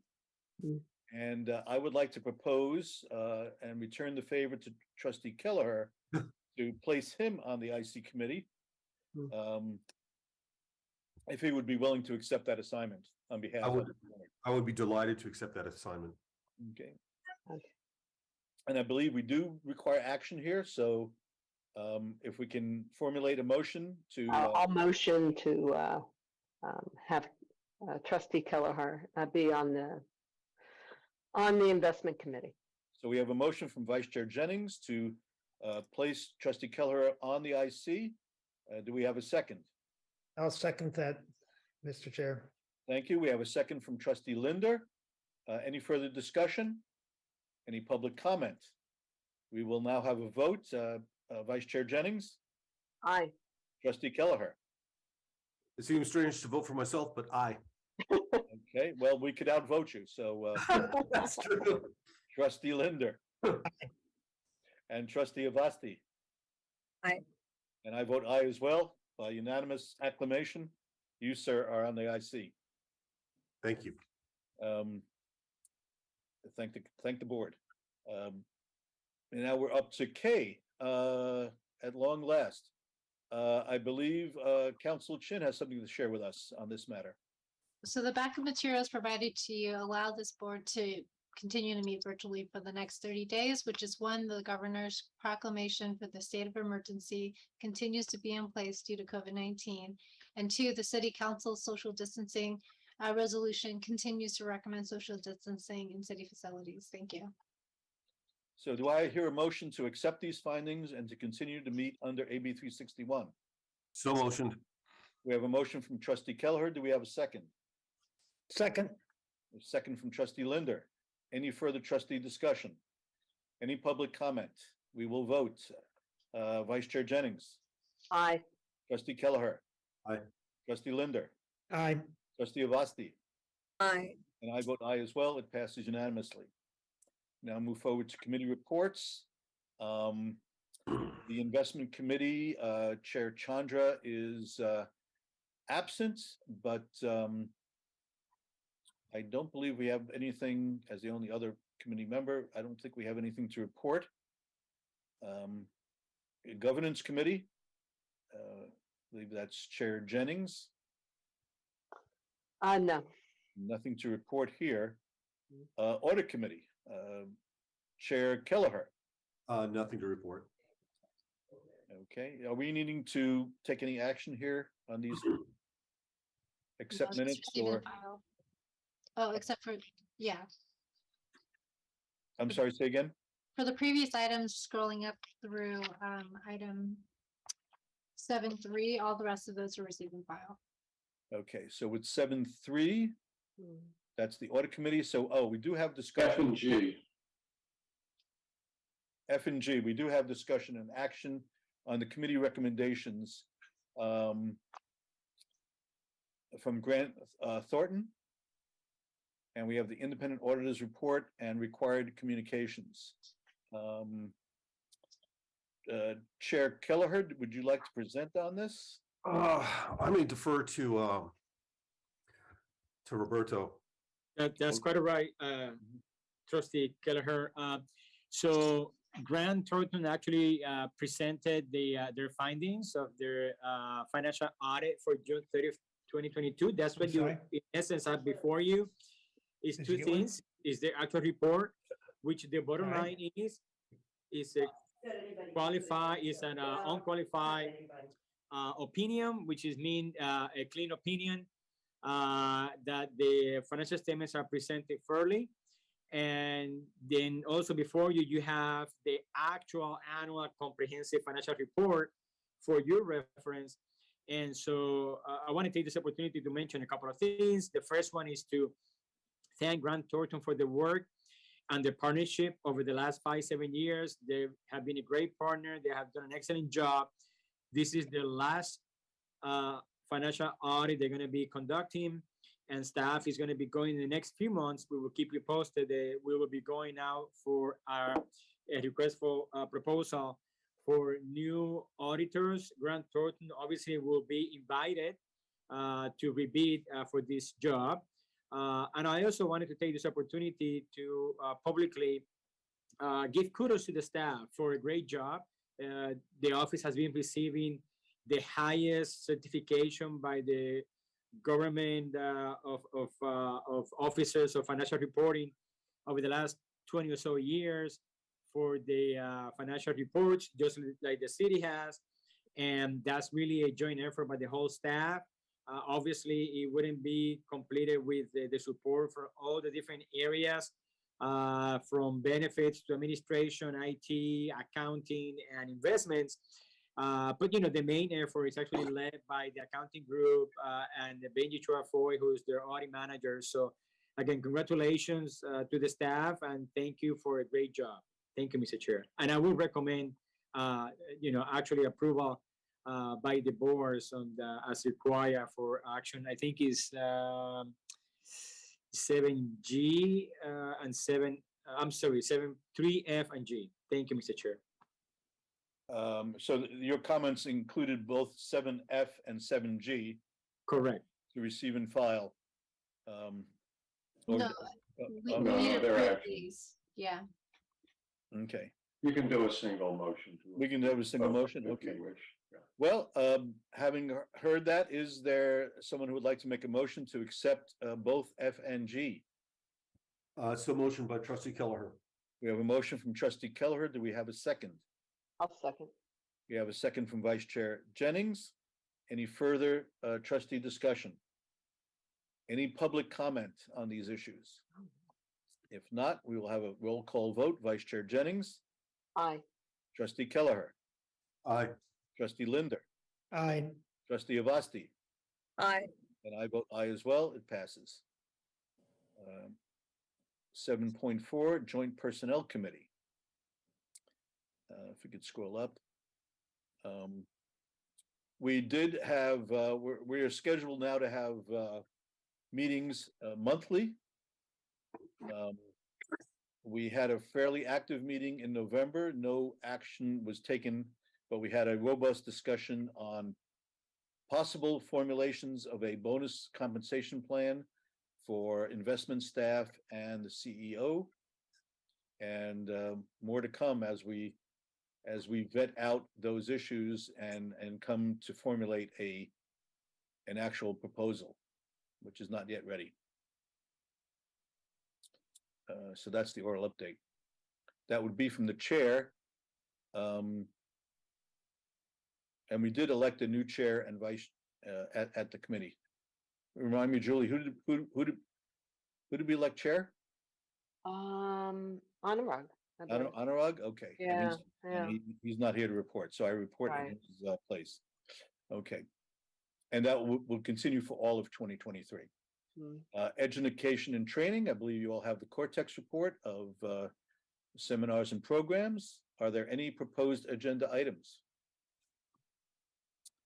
Hearing none, I adjourn this meeting, but please stand by for our various committee meetings. Thank you. Thank you all for participating.